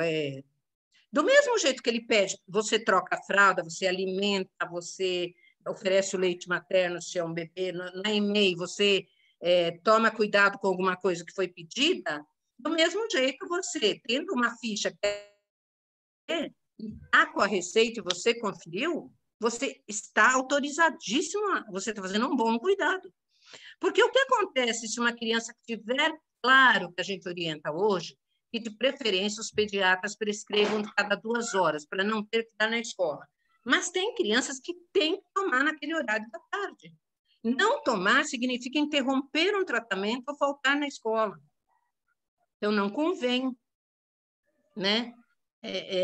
Então, por isso que aquela ficha tem a autorização. Não sei se eu fui clara. Tá? Mas está totalmente autorizado e tem a pesquisa que nós fizemos, eu posso mandar para vocês. Pode... Conseguiu, Lu? Passar o próximo? Sim. Isto aqui não é o de medicação, eu já passei. Isto aqui tem nome de crianças, esqueçam um pouco, de 2000 e pouco, eu não consegui tirar ontem, e são casos reais. Quando a gente, nas creches da Natura e Avon, a gente suspeita de um surto é 2 casos iguais na semana, no mesmo grupo, ou com as mesmas características, eu não sei ainda se é aquela doença, mas eu estou vendo, eu não tenho ainda um diagnóstico médico, às vezes, mas eu vejo que, por exemplo, O Ian Lopes Amaral, no dia 2/7/2008, isso é real, ele nasceu no dia 2/7/2008. No dia 25/6/2009, ele começou a apresentar um olho vermelho, tá? E que terminou esse olho vermelho no dia 2/7. Depois eu vou preenchendo aos poucos, não preencho na mesma hora. Não tenho todos os dados. Quando eu encaminho ele pelo médico, o médico dá um diagnóstico de conjuntivite. Aí depois eu tenho, no dia 13/7, 25, 26, 27, 28, 29, um mês depois, menos de um mês, 20 dias depois, eu tenho um outro caso no mesmo grupo, tá? Conjuntivite. Tem algo errado aqui. No dia seguinte, eu tenho outro caso no mesmo grupo. 3 dias depois, eu tenho outro caso. 2 dias depois, outro caso. Olha aqui, só no dia 17 eu tive 1, 2. No dia 27 eu tive 2. No dia... Tá vendo? É óbvio que tem uma coisa aqui acontecendo lá dentro da unidade que precisa ser intervido. A criança primeira é o caso índice. Ela trouxe de casa, mas está propagando lá dentro. Se está propagando lá dentro, eu uso essa ficha, que chama monitoramento, eu ponho endereço. Por que eu ponho endereço? Às vezes eu quero saber se ela mora, se é vizinha da outra. Será que é em casa que está propagando? Ou é lá dentro? O endereço ajuda isso. E eu dou essa ficha, eu ligo para o posto e falo, olha aqui, investiga para mim. Eu não preciso completar assim. No segundo, se eu tivesse feito isso no dia 13, quando eu teve o segundo caso falado com o posto, investigado, né? A gente fez, mas eu quero dizer assim, talvez ele já tinha contaminado aqui todo mundo. Mas eu poderia interferir.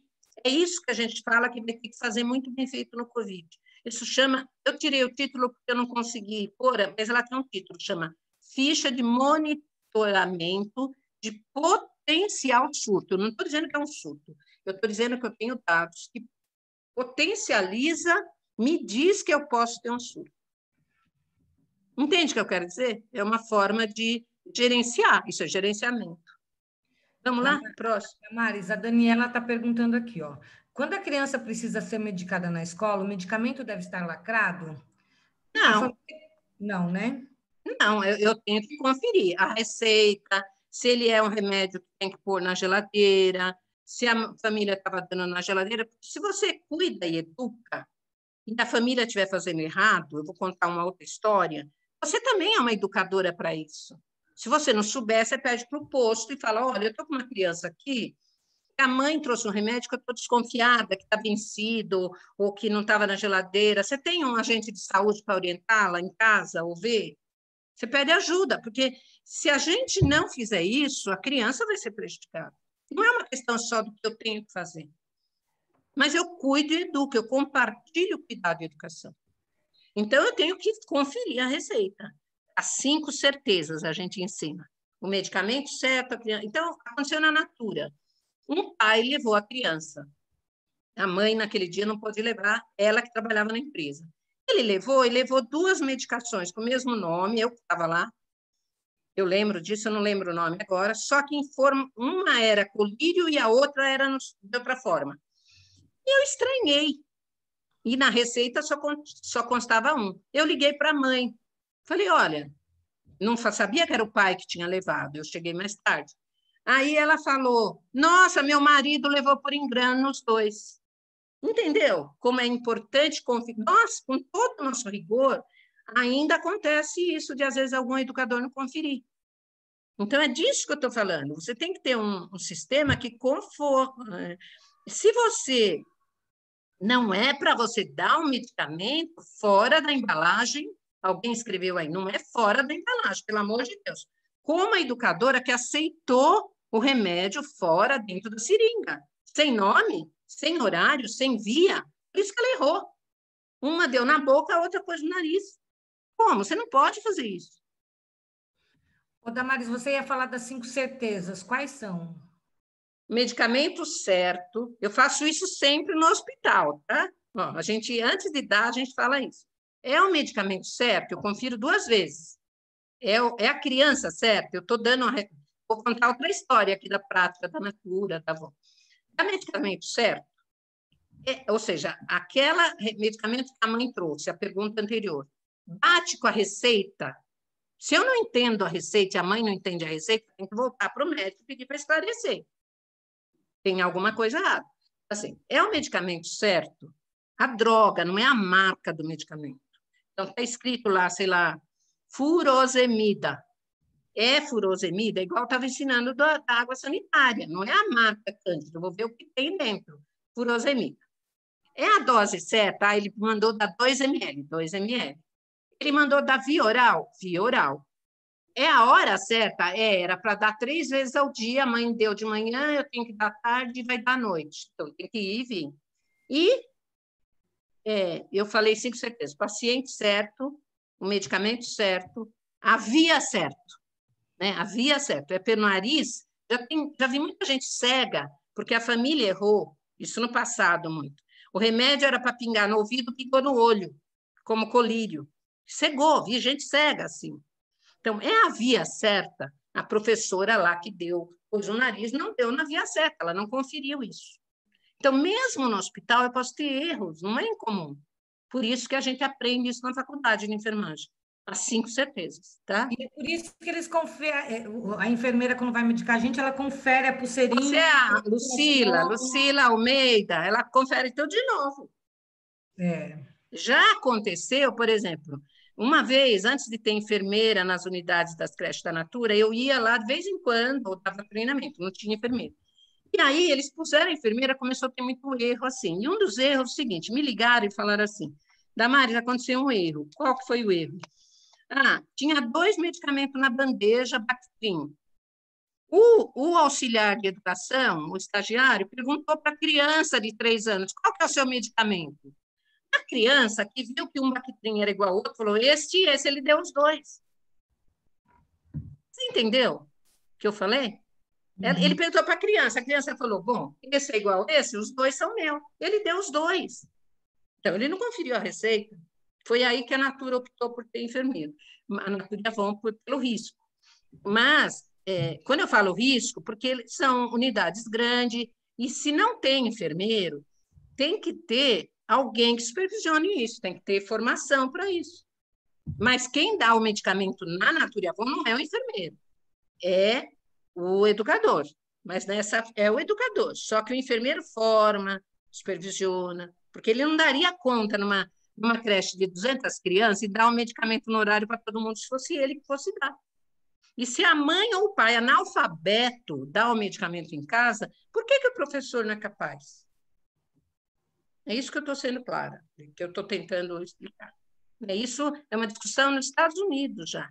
E o próprio Conselho Regional de Enfermagem dos Estados Unidos concordou com isso, que, na realidade, não é uma medicação que uma enfermeira está delegando para um leigo, é um medicamento que foi prescrito para um leigo dar, o pai ou a mãe ou a avó, ou a pessoa que cuida da criança, seja a empregada doméstica, seja o professor na escola, seja a avó, né? Sou capaz de ler um rótulo, de ver a dose, de ver...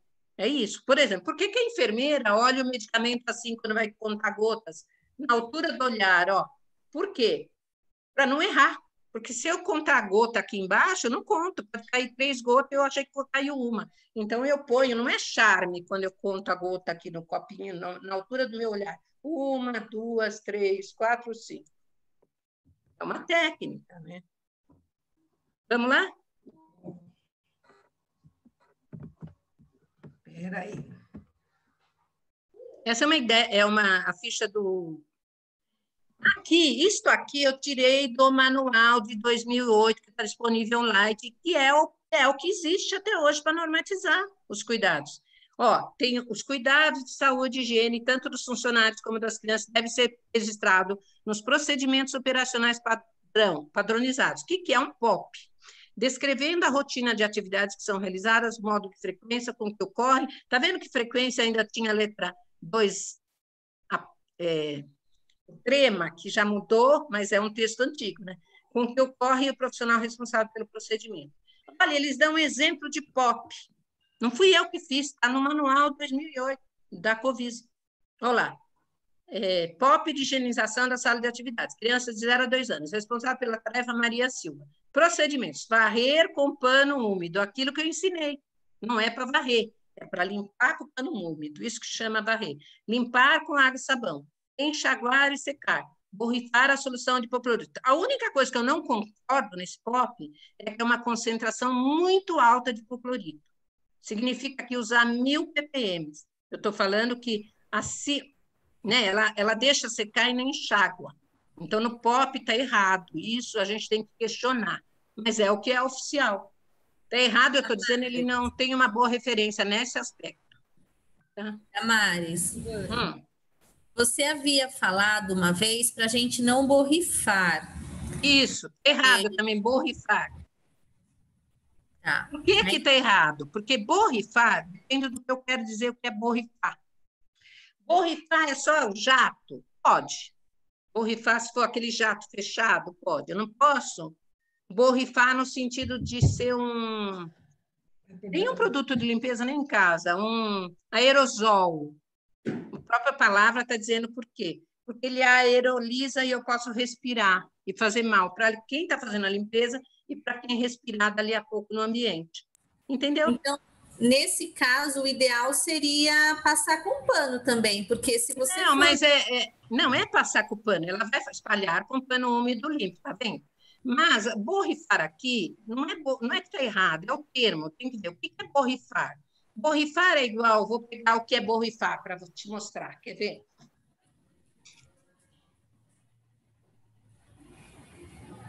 Então, álcool gel, certo? É diferente porque é álcool gel, não é líquido. Isso é borrifar, ó. Mas não é fazer aquela coisa que parece um... Porque, às vezes, a pessoa, em vez de ficar borrifando um pouco assim para passar, ela prefere pôr naquele tipo de borrifador que dá para mudar e aspergir em tudo. Isso é perigoso para ela respirar e ficar no ar. Aquele que a gente usa em floricultura, né? Eu acho que eu vou pegar um outro.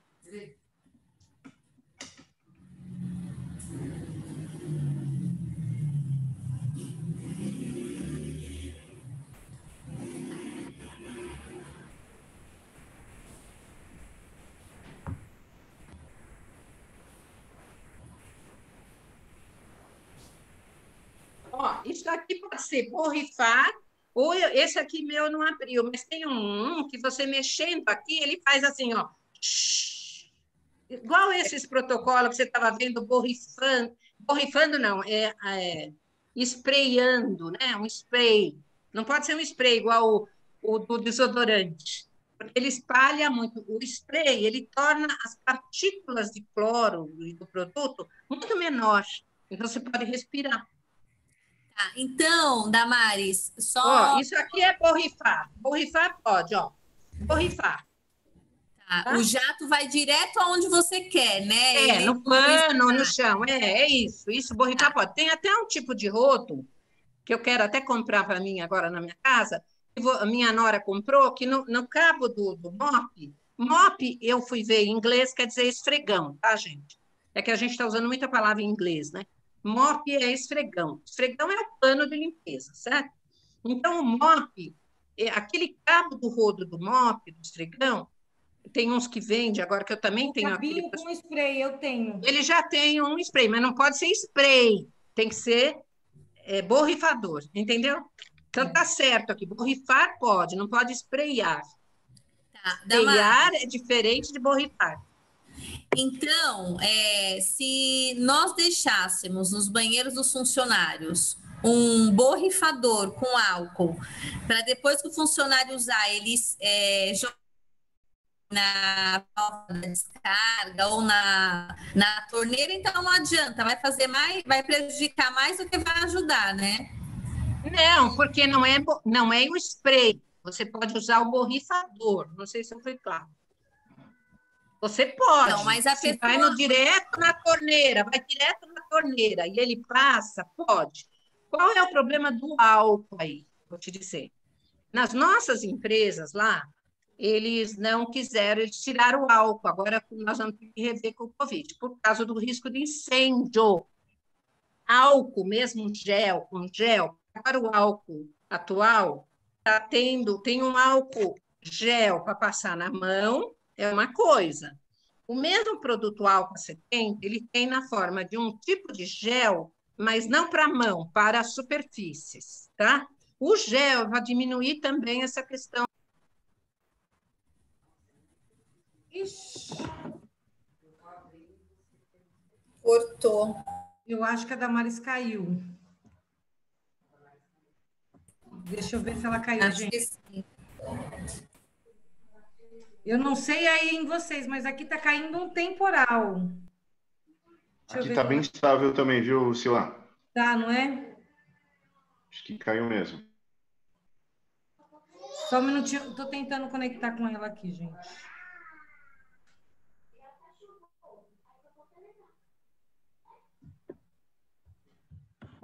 Eu vou pegar o mop, o que ela está falando eu tenho, vou perguntar se serve.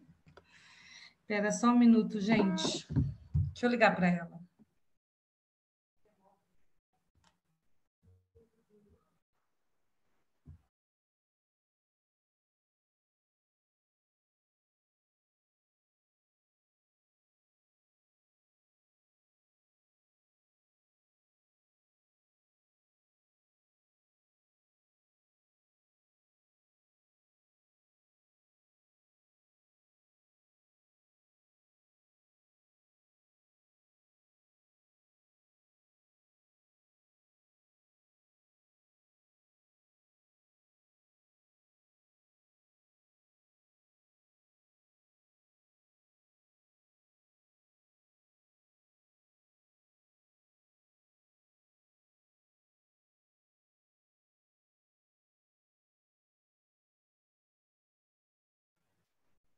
Gente, mas eu estou tentando falar com a Damares, o celular só chama, mas vamos esperar só mais uns minutinhos. Mas eu estou entendendo o que a Damares quer dizer, da diferença desse borrifar, que é direto, num lugar que você quer, porque quando você borrifa, você escolhe o lugar que você vai atingir, e o aerosol, por exemplo, um spray de matar baratas, ele vai para mais longe, né? Não, e Isso, não. além dele ir mais longe, o nome está dizendo, ele aeroliza. E vocês têm que entender que o que entra no pulmão é o aerolizado, né? O aerolizado entra no pulmão porque ele tem, por exemplo, por que não pode brincar com farinha na escola? Pelo amor, farinha de trigo. Ela tem uma micra muito pequena. Os padeiros têm uma doença que chama asma do padeiro. É por isso que tiraram o talco de usar nas crianças, era o mesmo risco, dá uma pneumonia, uma pneumonite. Então, toma cuidado com esse tipo de manipular farinha de trigo. Não estou dizendo na culinária ali, eu estou dizendo para brincar, como eu tenho visto com farinha de trigo. Para com isso. Entendeu? Damares. Porque. Bom dia, Priscila. A minha irmã, ela tem lúpus, né? E tem várias doenças, vários problemas pulmonares também. E aí uma das coisas que teve que fazer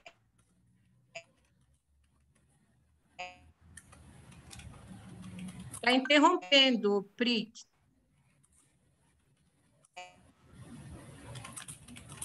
Você não quer escrever?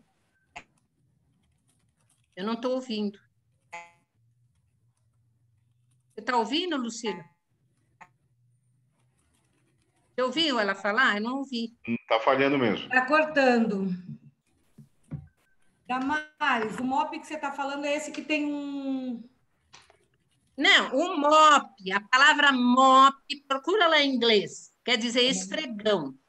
Mop é isso aqui, isso é um pano de limpeza, é um esfregão. Então, é um mop. Só que, quando a gente fala mop, a gente está associando muito com esses cabos, que pode pôr um mop que parece uma coisa. Outra coisa é um cabo, um suporte de mop que tenha esse que você mostrou aí, mostra. Ó, ele tem um cabinho que você aciona, Tá. e aí você coloca o líquido aqui, ó. É uma forma, mas não é isso que chama MOP. MOP, procura no dicionário, eu fui procurar. Eu estudo inglês, mas eu também fui procurar. Por que eu estou falando MOP? As pessoas não, né? MOP, em inglês, quer dizer esfregão. O que é um esfregão? Um pano que eu esfrego, que eu limpo, um pano de limpeza. Né? Então, usando a língua portuguesa, Eu posso ter um esfregão assim, ó. Esse é meu pano de limpeza lá que foi lavado. E eu posso pôr ele Esse, num por rolo. exemplo, você borrifa. Ou eu posso ter, eu não achei agora para mostrar para vocês. Eu posso ter o meu aqui, eu não achei onde está lá, é o que encapa aqui e tiro para lavar. Eu tenho que ter vários. Né? Esse é o ideal. Não é aquele mop, um esfregão franjado, sabe? Que você vê por aí, que tem um balde, que tem um cabeleira, que eles chamam. Mop cabeleira. Qual o problema do mop cabeleira? Ele fica lavando O meu dentro ele tem um daquele balde pano imundo. embaixo. Não, o meu ele tem essa flanela embaixo e Mas você tira para lavar, né? reservatório para... Mas Isso, essa tira. franela embaixo, que é o esfregão do seu, o meu também, eu visto ele no meu, o seu gruda, né? Você vai ter que ter várias dessa na creche, no SEI e na EMEI. Por quê? Você tem várias. Ela vai limpar a sala do berçário. Ela tem que levar uns 4 desses esfregões limpo. Por quê? Ela vai usar um para tirar a primeira sujeira. Põe lá do lado. Aí ela vai usar o outro para passar com água e sabão. Põe lá do lado, com o borrifador. Aí ela vai usar um outro para enxaguar com a água limpa, borrifar água limpa. E ela vai usar um outro para passar, para depois levar todos para a lavanderia. Não é para ficar lavando no balde da porta, por 2 motivos. Só fico trocando a sujeira, manipulo o produto ali e ainda corre o risco de alguma criança se acidentar. Tá? Isso precisa de um treinamento mesmo. E todas, se vocês entrarem no site de treinamentos do pessoal de limpeza, tem tudo lá. Tem tudo lá. Essas empresas vendem esse serviço, né? Não quer dizer que eles fazem bem, mas está tudo lá explicado. Gisele, quer perguntar? Você Abre o apareceu. microfone, Gisele. Oi. É que a Priscila, minha diretora, tá muita chuva aqui. Ela ficou sem conexão. Ela pediu para falar para vocês o que ela ia dizer. Tá. A irmã dela tem lúpus e um problema muito sério de pulmão. Então, o que acontece? Eles precisaram comprar uma capa especial para o colchão. E Isso. O pai tinha um papagaio e esse papagaio ele soltava poeira nas penas. E o médico pediu que deixasse bem longe. Eles acabaram doando esse papagaio. E a irmã dela desenvolveu vários problemas pulmonares, né? Porque ela já tinha uma questão complicada. Básica, né? Uma doença básica. Exato. E, às vezes, o que ela queria compartilhar era isso, porque às vezes tem detalhes que a gente não leva em consideração para achar que não é nada demais, como você estava comentando sobre a farinha de trigo. Então, a falta de informação faz com que a gente, às vezes, cause problemas muito graves, né? Sim. Né? Sim. Então, ela queria... É verdade. E, na realidade, a farinha de trigo, eu vi agora no Facebook, recentemente, uma professora de algum lugar lá, e eu cliquei lá e falei. Ela falou, não, mas é só com a supervisão do professor. Não adianta, tanto ela quanto o professor, pode respirar. Eu trabalhei com saúde do trabalhador na gestão irundina há 7 anos. Então, tem uma doença que chama asma do padeiro, a doença ocupacional dos padeiros. Por quê? Por mais eles, ao manipular muita farinha para fazer muito pão para vender, eles aspiram sem querer a farinha e aquilo deposita dentro do pulmão deles e dá um pneumonite, que dá um tipo de asma. Né? Então, você precisa tomar cuidado. Claro, se você quer usar uma farinha para alguma atividade pedagógica, tem que ser uma farinha mais grossa, com uma micra mais grossa. Mas eu andei questionando na Natura e Avon se eticamente convém eu mostrar para as crianças e eu manipular alimento para brincadeira num país que tem gente passando fome. Entendeu? Eu acho que não convém. Tem outras coisas para brincar. Tem areia, tem terra, tem outras coisas para brincar. Então, tem uma questão aí ética, de meio ambiente, que não convém. Porque essa farinha que eu manipulo, mesmo que seja fubá, que é mais grossa, não dá pneumonite, ela tem que ser jogada fora depois de cada manipulação, por causa do risco de contaminação. Então, o consumo é altíssimo. Eu vou comprar fubá, porque alguém podia comer polenta, e vou jogar fora. Né? Então, eu tenho que parar para pensar nisso. Convém? Né? É isso que eu estou ensinando para as crianças? Qual é o cuidado com o meio ambiente, né? Eu tenho até que diminuir a produção para poder ter meio ambiente, não devastar a Amazônia. Então, eu preciso pensar no maior, né? Será que o ganho psicológico, pedagógico dessa criança é tão grande ainda assim que vale a pena? Eu tenho que ponderar risco e benefício. Mas eu estou fugindo do assunto. Vamos lá. Maris, a Kátia fez um comentário que eu acho que é importante a gente poder pensar, que a Kátia falou que as empresas são terceirizadas e que elas terão que ajudar as funcionárias a compreender essas necessidades, né? Porque os funcionários fazem exatamente o que não, você está dizendo que não pode fazer. E eu acho que a ideia é isso mesmo, o papel do diretor ajudar nessa formação também, né?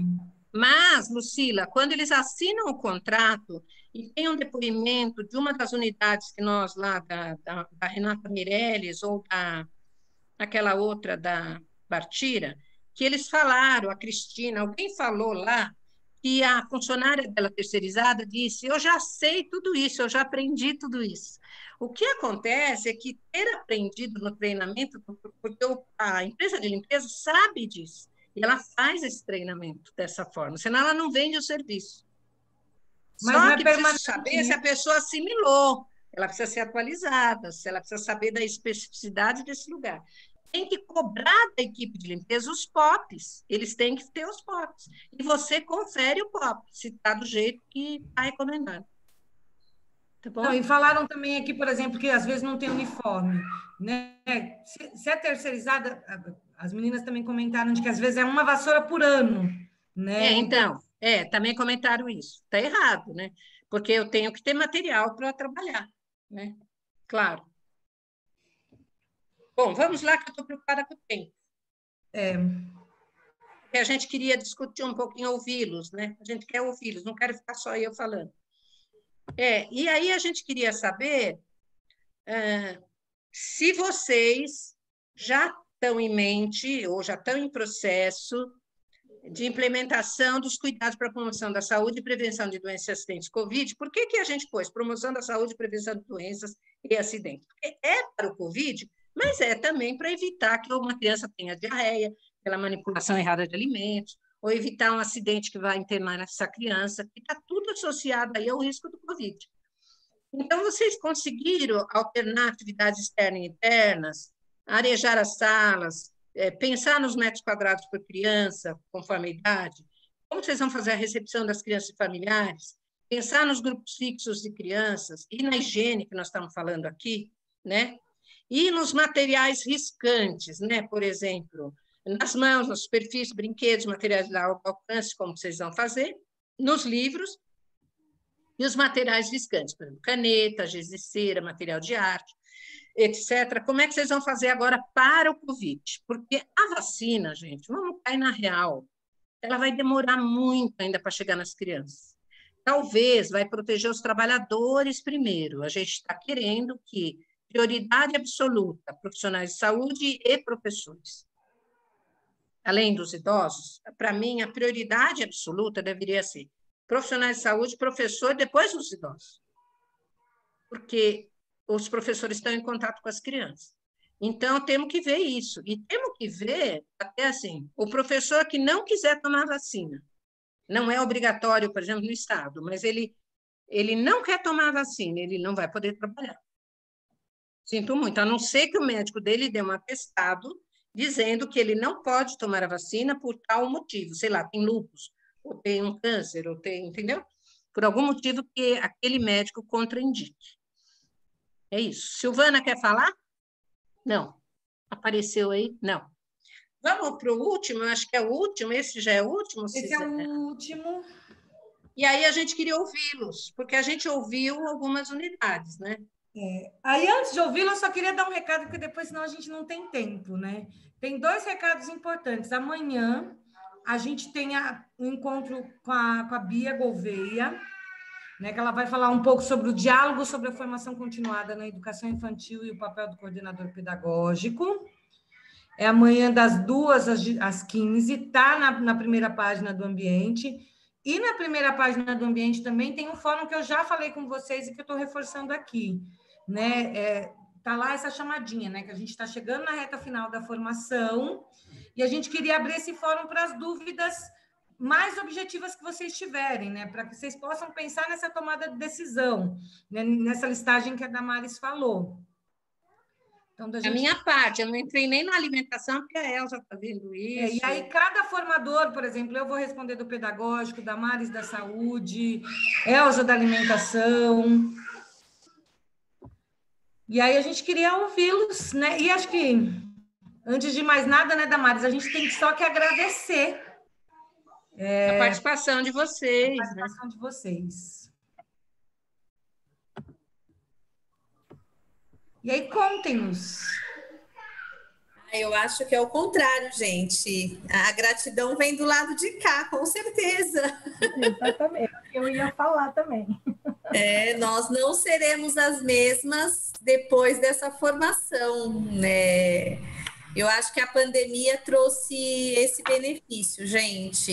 Eu acho que se nós estivéssemos aí no dia a dia, porque com esses cuidados que nós aprendemos aqui, a gente vai evitar a proliferação do Covid, mas também de tantas outras doenças aí que nós tínhamos no ambiente de creche e que, por falta realmente de protocolo simples, muitas vezes como a lavagem constante das mãos, a gente não evitava. Então, nós já estamos criando, sim, nossos protocolos. Eu estou apostando bastante nos vídeos assim bem ilustrativos, inclusive sábado eu vim aqui na creche para gravar e eu queria mostrar sobre a lavagem do pano de chão, né? O quanto que isso deixa a limpeza empobrecida, o quanto que não resolve nada ficar lavando o pano dentro do balde. E eu sou bem sincera, nós fazíamos isso. A maioria das pessoas fazem, a maioria faz, quem não está treinado. Nós fazíamos. Eu acho que o vídeo é excelente, porque aí você tem a imagem para olhar, né, Silvana? E aí o que eu fiz? Eu coloquei a tinta amarela no chão e passei o pano. Que legal, Silvana. Aí eu peguei o pano e fui lavar no balde. Aí minha filha deu um zoom dentro do balde, que a água ficou bem amarela. Aí eu torci o pano e passei de novo no chão. Então, conforme eu ia fazendo aquele movimento, a água ia ficando cada vez mais suja.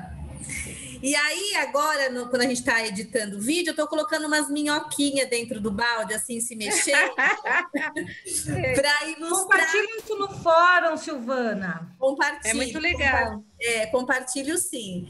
Então, eu acho que o vídeo é como vocês falaram, vai ilustrar e vai fazer com que a pessoa realmente reflita o quanto que aquilo é inadequado, porque não é fazer porque eu estou mandando, eu quero que a pessoa entenda o que está acontecendo ali, né?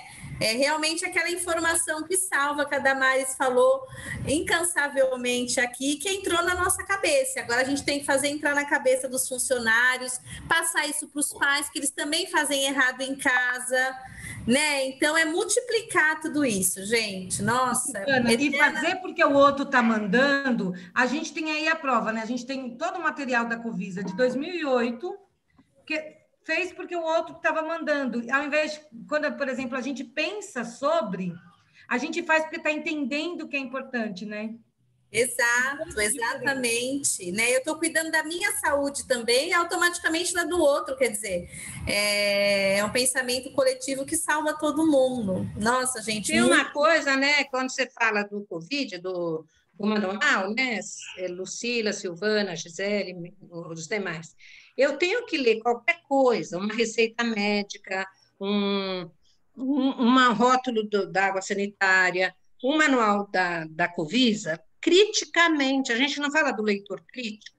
Então, foi a leitura que eu fiz, por exemplo, se você comparar o capítulo do meu livro e um último artigo publicado até por chineses agora sobre limpeza de prisões eles chamam de nurseries, que eu não sei se é casa de idoso ali, às vezes chama nurseries, que vem de nurse, enfermagem, ou se é berçário, porque berçário, creche também chama nursery em alguns lugares.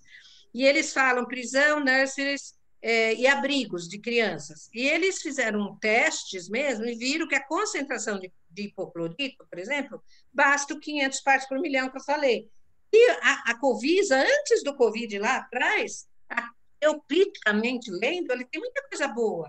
o manual da Covisa, mas essa parte da desinfecção, quando eu fui na referência, eu questionei. Aí eu vou, da onde eles tiraram isso? Vou constar, para isso serve referência. Aí eu vi que é uma referência de uma coisa da prefeitura muito antiga, que não está publicada, que não tem evidência científica. Eles copiaram e colaram. E são técnicos, né? Mas eu tenho que ter essa leitura crítica. É que nem quando um médico dá uma receita, e para mim, eu tenho que olhar para a receita, para ver se eu entendi. E ter coragem de falar para ele, doutor, não entendi, explica aqui, escreve direito aí. Eu tenho que ter uma leitura crítica da receita. Ô, Gisele, fala. Eu estava falando com a Priscila aqui, primeiro, são duas coisinhas que eu quero falar. A Priscila mandou perguntar se você, Damares, está em rede social, porque a gente é super fã, a gente quer ter contato, a gente quer ter carteirinha Damares. Eu tenho Facebook com uns 3.000 pessoas, entre irmãos, amigos e gente da educação de todo o país. Tem uma amiga minha agora no WhatsApp, que eu não conheço, que chama Clara, que é do Rio Grande do Sul, uma professora. Eu tenho de tudo. E quando eu tenho uma página, na realidade, eu tenho uma página no Facebook, que chama Saúde e Bem-Estar das Crianças, creches pré-escola. Só que, quando eu criei essa página, que é ligada à minha do Facebook, eu tinha a intenção de fazer um blog, só que eu não dei conta. Eu não dei conta. Por isso que ela virou uma página só de eu publicar coisas de saúde, que parece na...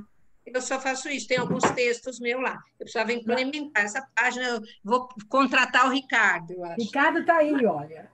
E essa página no Face, Damares? Ela está no Face, ela é a minha página, é Damares Gomes Maranhão. Você vai me achar. E vocês não podem ver minha fotografia do Face esses dias, porque tem um ato político lá. Tá linda. Não tem problema, quando acabar a gente entra.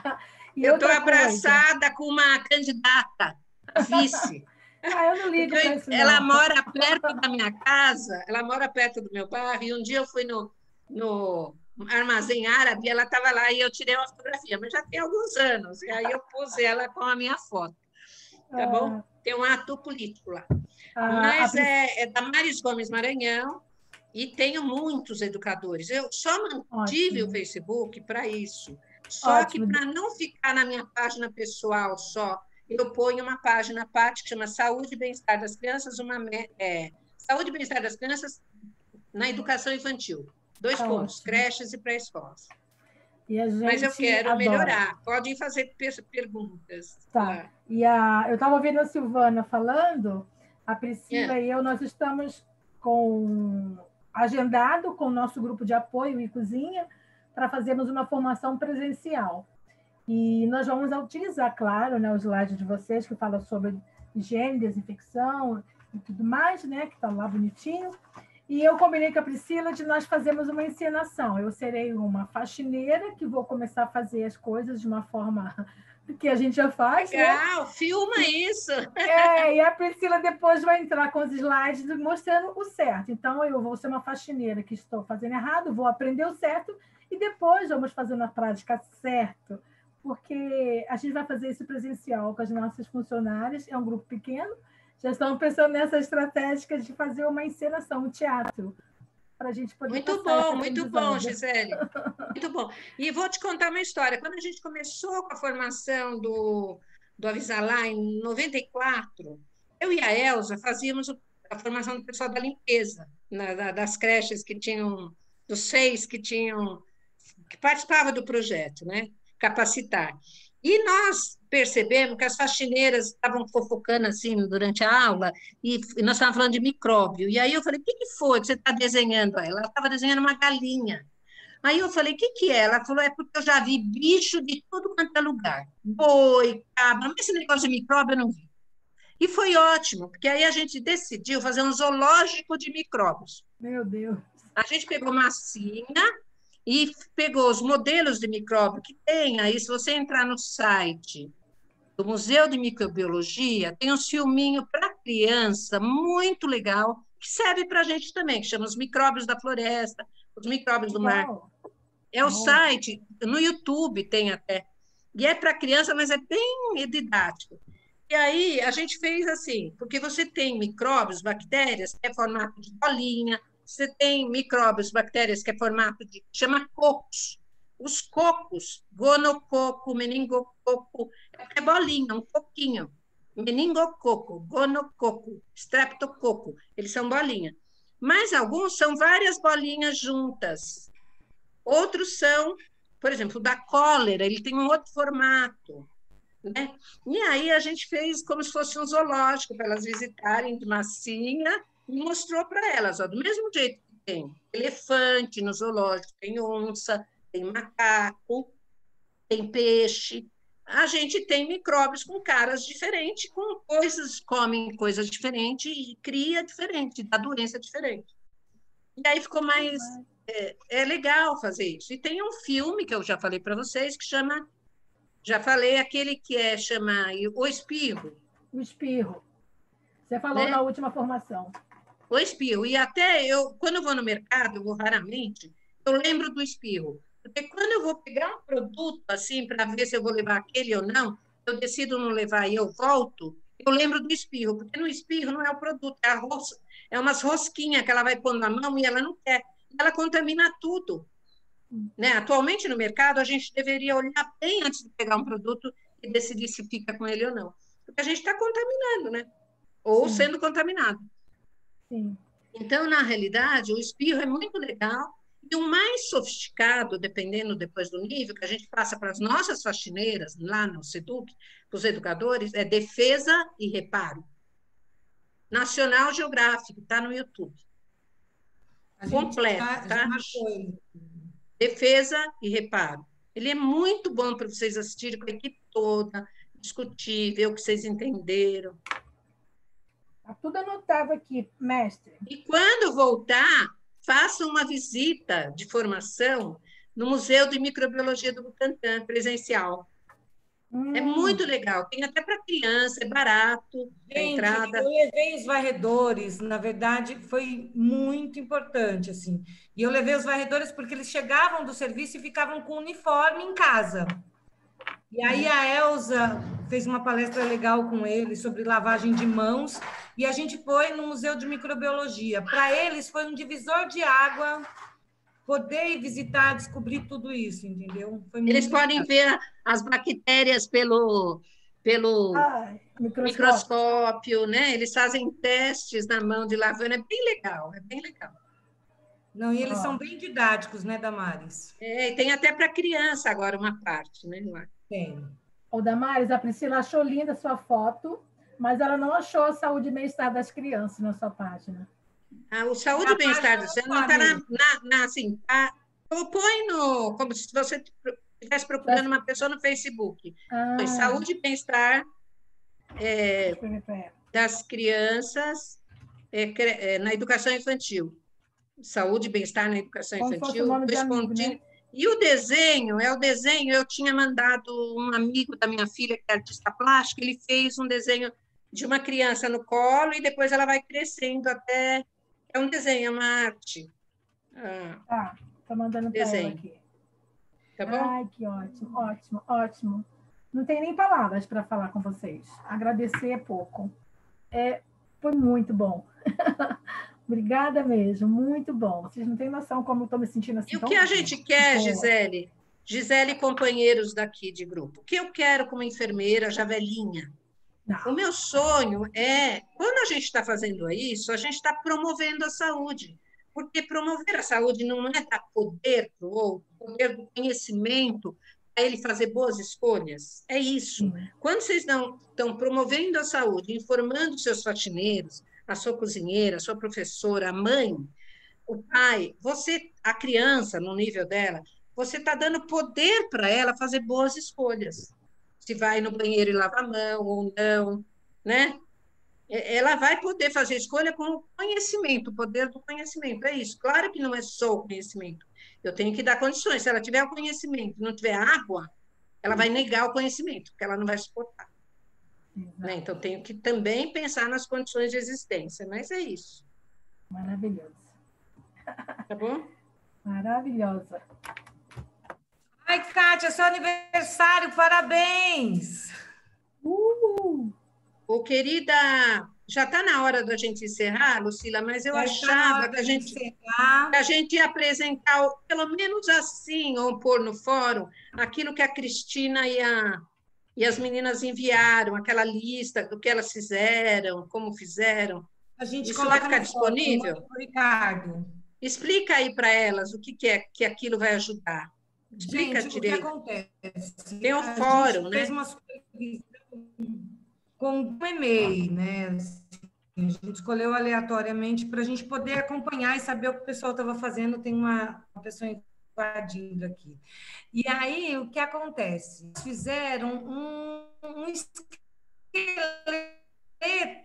de planejamento para o aluno, pensando, por exemplo, a sala, perguntas, enfim, e elas, de uma referência de trabalho que elas fizeram, tá bom? E aí elas podem também olhar, né? É um modelo. É um exemplo de possibilidades. Acho que é legal se todo mundo compartilhar, a gente tem mais opções de olhar e de pensar sobre isso. Né? Então, eu vou mandar para o Ricardo agora, ele já coloca no fórum, vocês saindo já vai estar lá, porque o Ricardo é rapidíssimo. Ricardo, eu queria falar para o grupo que eu estou terminando de escrever um livro grande, que foi lido parte por médicos que trabalharam comigo, para professores, sobre tudo isso que nós falamos, no geral, não é para o Covid. É um livro para professores sobre cuidados de saúde dentro dessa linha que eu estou falando, tá? A editora talvez leve um pouco mais, uns 6 meses para sair, mas a ideia é essa, estabelecer um diálogo permanente com os professores. Tá. Muito obrigada. Anotando tudo aqui. É isso, gente. É um presente estar com você, Damares. Volto sempre a dizer. Realmente. Não nos abandonem, Damares. Tá bom. Não, vocês também não, porque vocês também me alimentam. Quando vocês contam as histórias de vocês, é disso que a gente constrói conhecimento. Então, esse depoimento da criança foi lindo. Eu quero muito, Silvana, que você entre no meu texto que eu mandei para a Valquíria, mas eu estava esperando outros depoimentos, tá? Porque tem um depoimento da Cisele sobre o xixi, tem o meu é muito parecido com esse outro, tem o meu na Escola de São Miguel, pessoal da minha vida, como me marcou, e tem o seu agora, ou de outras pessoas que podem dar outra pessoa. E eu vou escrever o meu como mãe. É isso! Tá bom? Eu vou escrever o meu como mãe. Minha filha começou na escola pública, a primeira luta foi tentar colocar papel higiênico no banheiro, que era um direito. Senhor, você tem que escrever. Você tem que escrever. E eu vou escrever sobre o nosso aluno indígena. Quero muito. Esse é ótimo, maravilha. História dele. O aluno indígena, super obrigada. Tá bom, escreve mesmo. Beijo. Espero, Gisele. Tá, tchau. Obrigada, meninas. A gente está pensando a possibilidade de um último encontro de despedida. Tomara que dê certo. Oba, presencial. Todo mundo, né? Todo mundo junto, tudo misturado. Que delícia, que a gente possa se reunir em breve, gente. Beijo grande. Tchau, meninas. Valeu. Tchau, obrigada. Tchau, menina. Bom pro almoço, Lucila. Bom pro almoço. Até daqui a pouco, Damares. Até daqui a pouco. Tchau. Tchau, meninas.